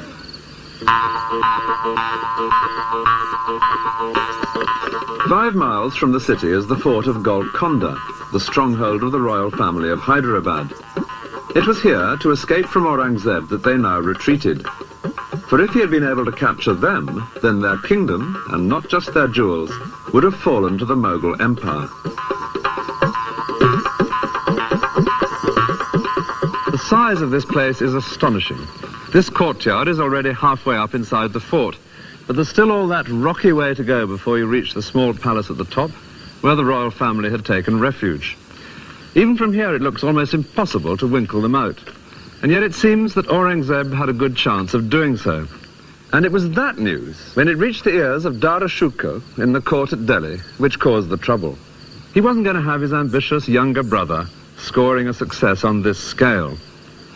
Admittedly, there were agents from here offering him bribes to intercede on Golconda's behalf, and he did take their money. But he could honestly claim that it didn't influence his decision. His interests and theirs already exactly coincided. So he persuaded his father, the emperor, to command Aurangzeb, who had in his sights a possible great victory for the Mughal Empire, to withdraw his forces. It was exactly the sort of frustration to fuel Aurangzeb's leaping ambition. The crisis came when Shah Jahan fell ill in the following year, 1657, and temporarily handed over the business of government to Dara Shikoh. But Aurangzeb and another younger brother doubted whether the arrangement would be temporary. They decided to move. Dara Shikoh was at the center of the empire in Delhi. The younger brother, Murad Baksh, was campaigning in the southwest. He now proclaimed himself emperor and set off north with his army. Aurangzeb, further south, was more canny. No mention of being emperor. He merely said he would help his brother to free his father from the treacherous Dara Shikoh.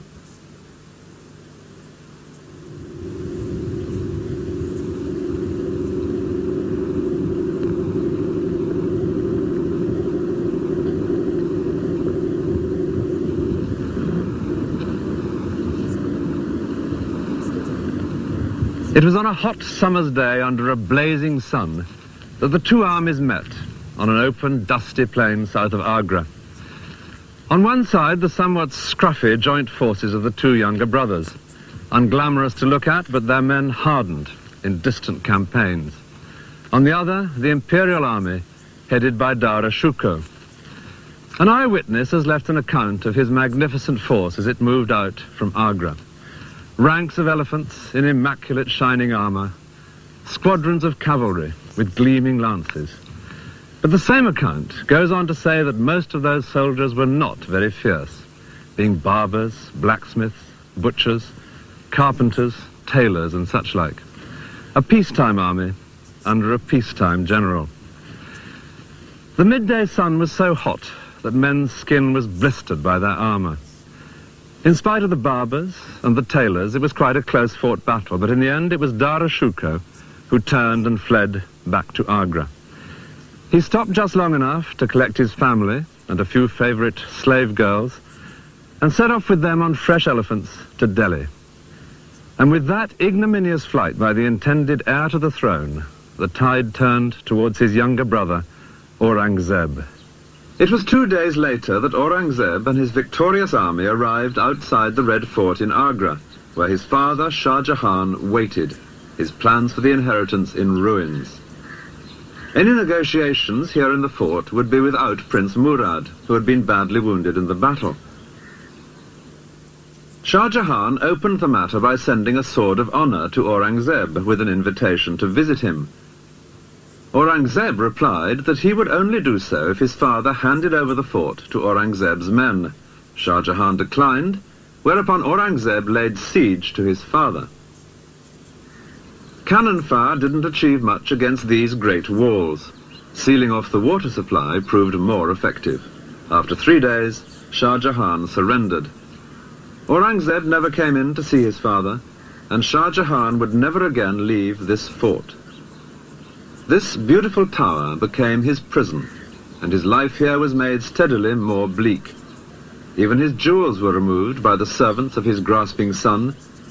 All that he managed to keep with considerable difficulty was his pearl praying beads. There was plenty of time now for prayer, and he became, in the way perhaps of old men in adversity, increasingly devout. For the fifth of the great Moguls, the imperial days were over. There were some consolations. He did have a devoted daughter to look after him. There was comfort in the Quran. And he was allowed to stay here in his private apartments, with their beautiful view made infinitely more so by the great monument which he himself had created to his wife, and to happier days, when she was alive and their sons were busy only with nursery battles, instead of the fight to the death on which they would now embark.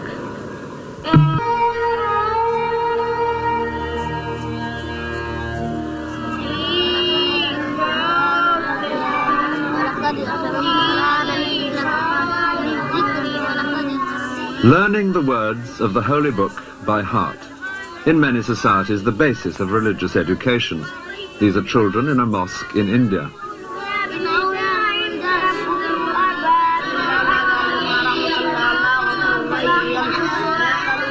This kind of learning is seen as instilling two virtues, knowledge of the Quran and a sense of discipline.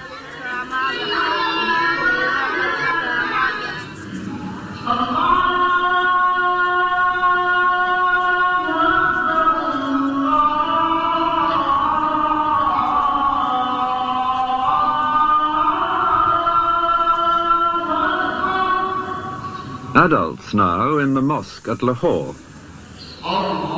The sense of discipline in a shared belief and cause strikes anyone who attends the Friday service in a mosque. It was a mood which would be put to political use by the last of the great Moguls, Aurangzeb. Aurangzeb was unusual among the great Moguls in being painted kneeling at his prayers. His ancestors had preferred not to draw attention to any being superior to themselves, but he saw himself as a humble warrior in the service of Islam. The word means submission to the will of God. When Aurangzeb was a young man, many Muslims in India felt a sense of grievance against his family. The Mughal Empire had been stabilized largely by involving the Hindus. Under Aurangzeb, the frontiers would be vastly extended, and he himself would spend much of his life fighting in the south. But his most passionate aim was to turn India into a more orthodox Islamic state. Violence between the two great communities of India, Hindus and Muslims, is nothing new. The tragic events of 1947, when India and Pakistan became independent countries, were merely the most extreme example. The question of how far the ruling Muslim minority should tolerate the pagan practices of the Hindus was an important one in Aurangzeb's youth, when he was just one of several rival princes. The natural heir to the throne, Dara Shikoh, profoundly disagreed with his younger brother Aurangzeb. He believed in encouraging all religions equally, which Aurangzeb considered heresy.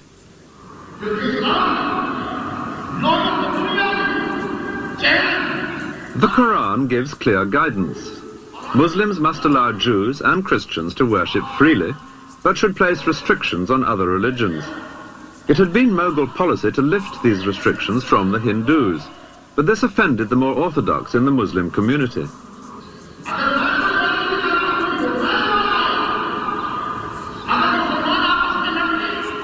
It was this indignation, felt by many of the Muslims, which Aurangzeb would use in his struggle for the throne. His family had betrayed the faithful. He would defend the faith. There were three people with cause for complaint when Aurangzeb declared himself emperor in 1658. One was his father, Shah Jahan, the rightful emperor, whom Aurangzeb had captured and imprisoned. Another was Dara Shikoh, Shah Jahan's favourite and his intended heir. And then there was a younger brother, Murad Bakhsh, whom Aurangzeb had once proclaimed as the prince who should succeed, instead of the heretic Dara Shukar. When it finally came to a pitched battle, Dara Shukar was defeated by the combined armies of his younger brothers. And from that moment, Aurangzeb, seen here in green, systematically set about removing each of these three living obstacles to his own rule. His immediate concern was his elder brother. Dara Shukar had fled from the battlefield on his elephant. With his father's blessing, he had then ridden fast to seize the imperial treasure. The intention was to buy himself another army with which to fight Aurangzeb. The first stop was Shah Jahan's new fort at Delhi. Here there was great wealth, but Aurangzeb was hard on his heels. The same thing in Lahore. Again, vast treasure. Again, no time to transform it into trained soldiers.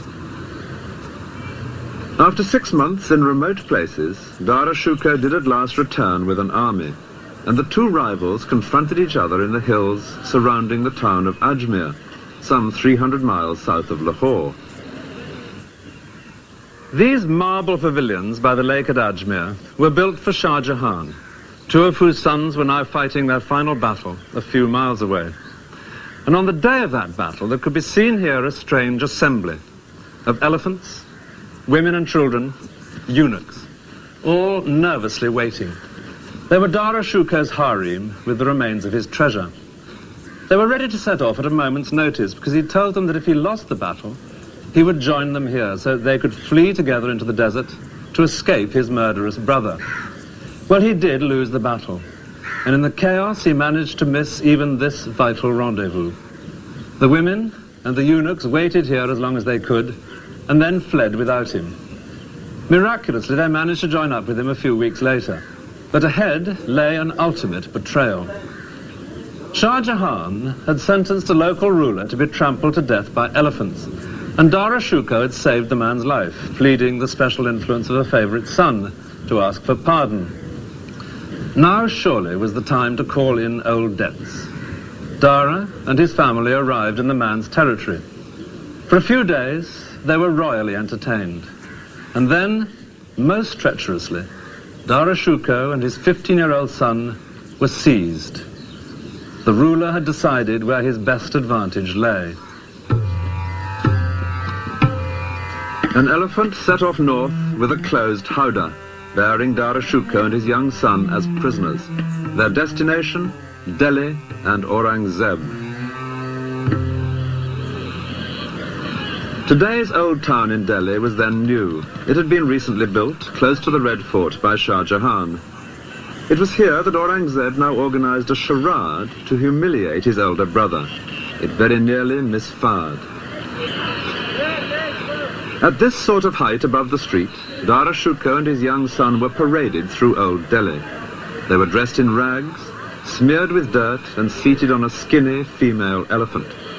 The people of Delhi were supposed to jeer, but they didn't. Dara Shukar had been a generous and popular prince. There was resentment at his humiliation, and that gave added urgency to the next stage of Aurangzeb's plan. Learned and holy men play an important part in the legal system of Islam, and Aurangzeb now set up a committee of such people to advise on the fate of his brother, whom he described as the chief of the atheists. The holy men, after due consideration, recommended death. Aurangzeb then let it be known that he himself would have preferred exile for his brother, but he bowed to religious authority, and the deed was soon done.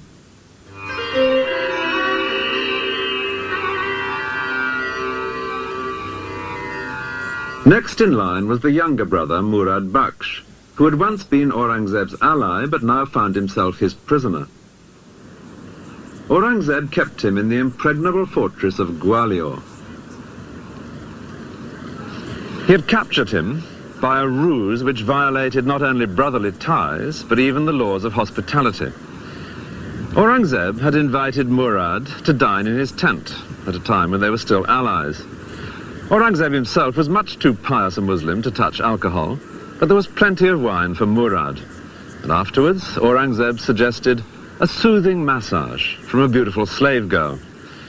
Murad fell asleep, knowing that his own guard was standing watch over him to warn of any danger.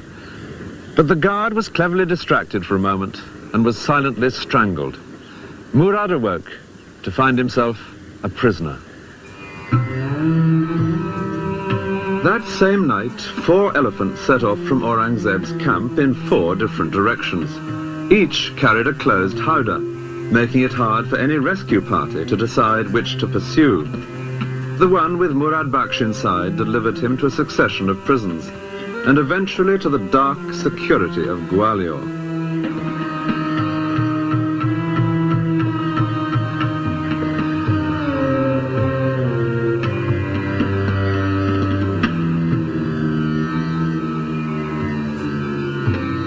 It was not enough for Aurangzeb to keep Murad prisoner, however secure he might be deep in the dungeons at Gwalior. He wanted him dead, and he achieved that by a piece of hypocrisy that was typical of the man.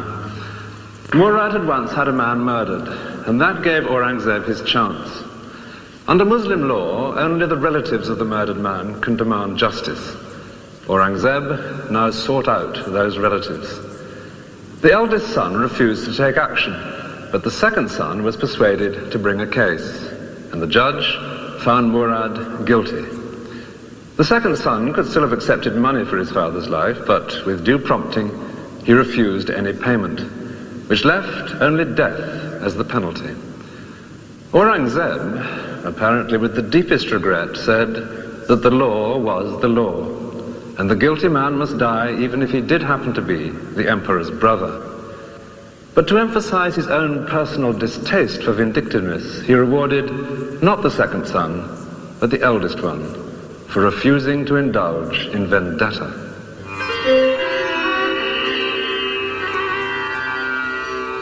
Only one man living could now deny Aurangzeb's claim to the throne, the prisoner in the Red Fort at Agra, Shah Jahan. Even Aurangzeb couldn't kill his father. He left that to time, and after 8 years, the old man died. A boat brought him to his final reunion. For 8 years, he had gazed from his marble cell at his most astonishing creation, and never once been allowed to visit his wife's tomb. Now his body was brought the mile or so down the river from the fort to the Taj, to lie once again beside Mumtaz Mahal, beneath the very center of that superb dome.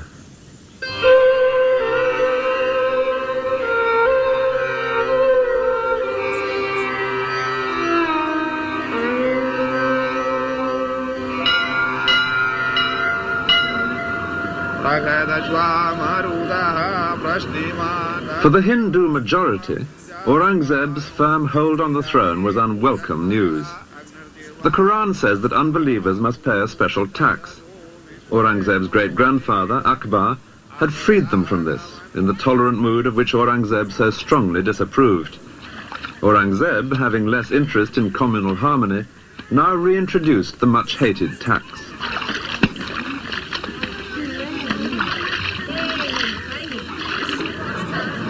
It was in the ancient and powerful Hindu city of Jodhpur that opposition to Aurangzeb first came to a head. Above the marketplace, there towers one of the most spectacular forts of Rajasthan. The family holding this fort had been closely allied with the Moguls ever since the time of Akbar. Now they became restless, and Aurangzeb sent his favorite son, also called Akbar, with a large army to bring this place under control. But the Jodhpur royal family made most tempting proposals to the young prince. His bigoted father, they said, was tearing the empire apart. What India needed was a broad-minded Mughal emperor, like the great Akbar, whose name the prince shared. If their Rajput army, they suggested, were combined with his Mughal army, they could together overthrow his father and place a new Akbar on the throne. The Rajputs were famous fighters. The plot seemed a good one. The prince agreed to join them. For Aurangzeb, it was a most dangerous moment. He happened to be not far away, but he was directing a much smaller force from his red imperial tent. Only the emperor used a red tent, and in effect it's a version in canvas and embroidery of the white marble columns and arches among which he would hold private audience when at home in a palace. This is in the museum in Jodhpur Fort, and is the only one of its kind to have survived. But as Aurangzeb sat in his tent, he was aware that this time he would only be saved by his own genius for deception. He set to work. He knew that his son would not march into battle except on a day approved by his astrologers.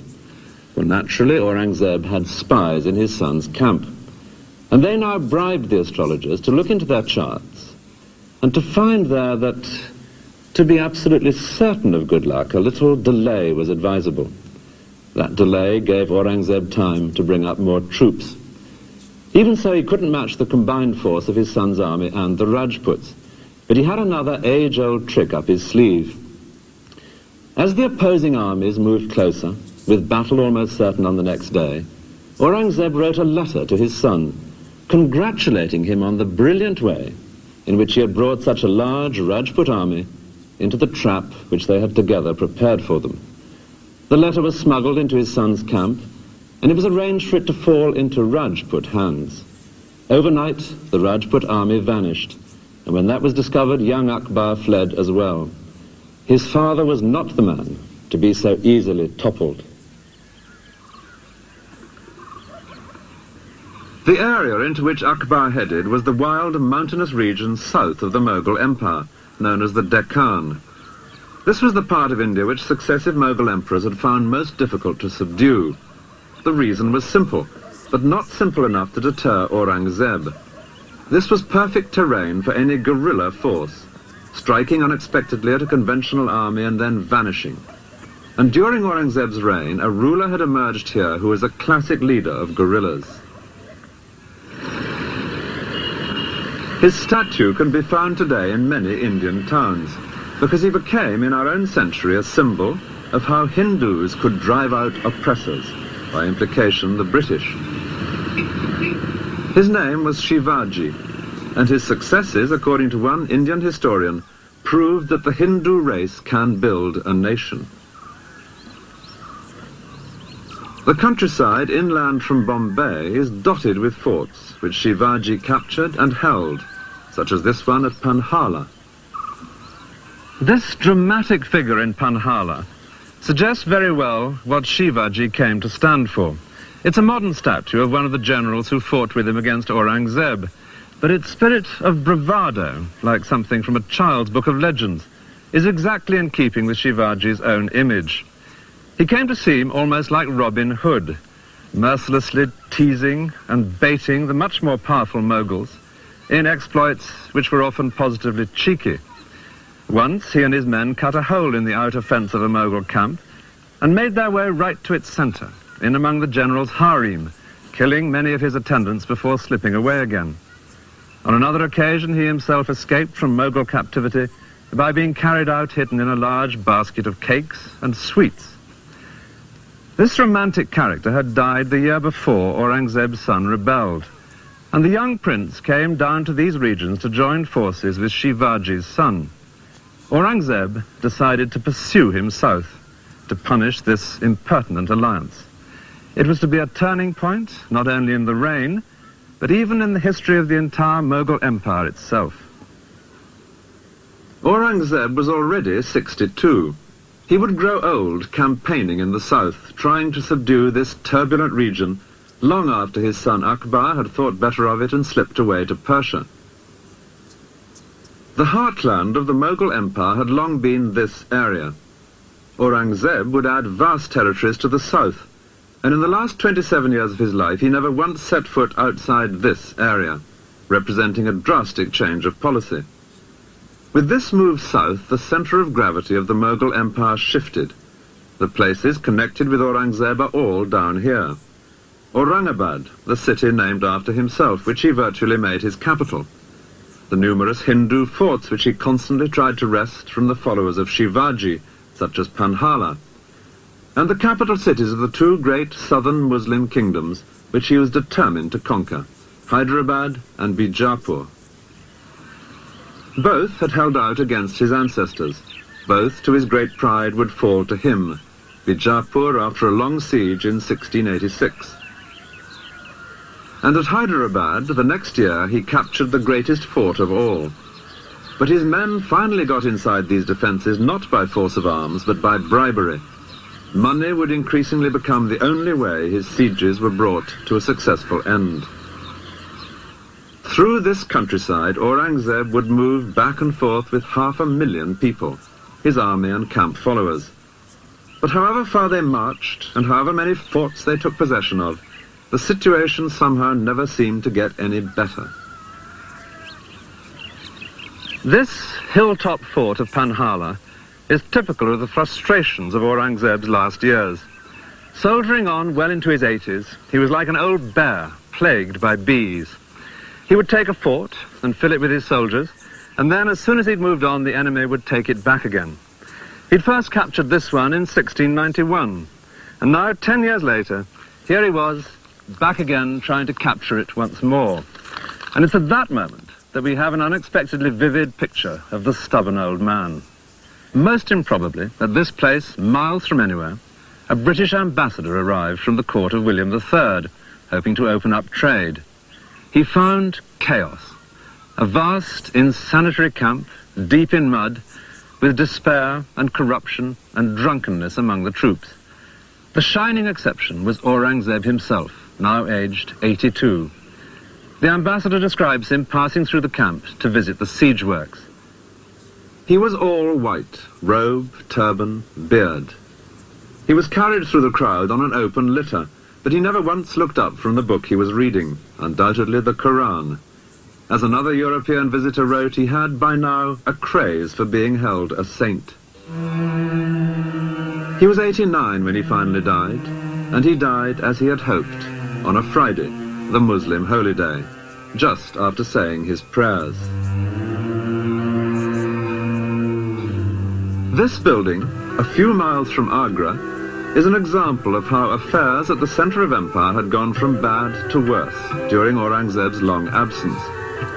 It is the tomb of his great-grandfather Akbar, a holy place indeed for the family. Yet this tomb was now pillaged by the local population. Its gold and silver plate was removed, and its rich carpets. It was just one example of the anarchy which would destroy the empire towards the end of Aurangzeb's reign and after his death.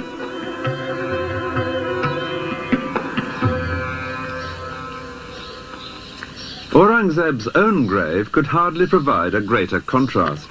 It's in the south, 15 miles from Aurangabad at Kuldabad.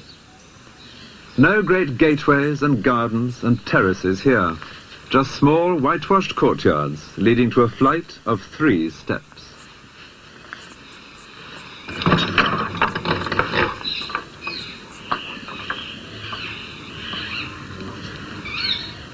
This is all that Aurangzeb's tomb consists of. A space the size of a small room and a bare patch of earth open to the sky. Exactly in keeping with what the Quran specifies and with his own image that he had always liked to project, that of a simple Muslim, just one of life's pilgrims.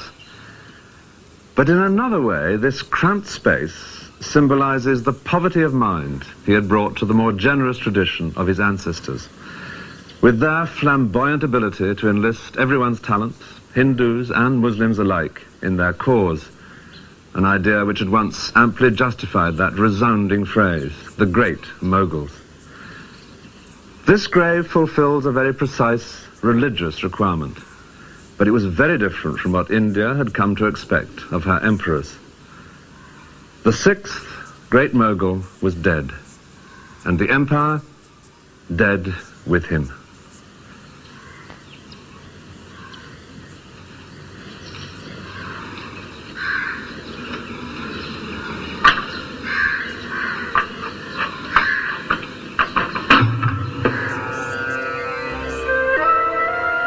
Many of the later Indian princes were descended from men who grabbed parts of the Mughal Empire after Aurangzeb's death.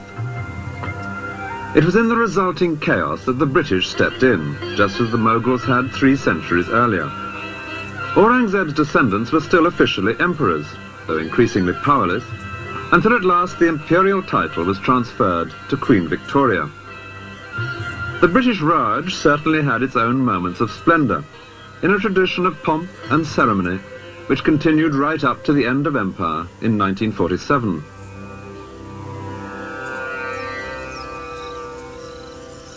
But it would be hard to maintain that any rulers of India, before or since, have ever shown quite the flair and the style of the great Moguls.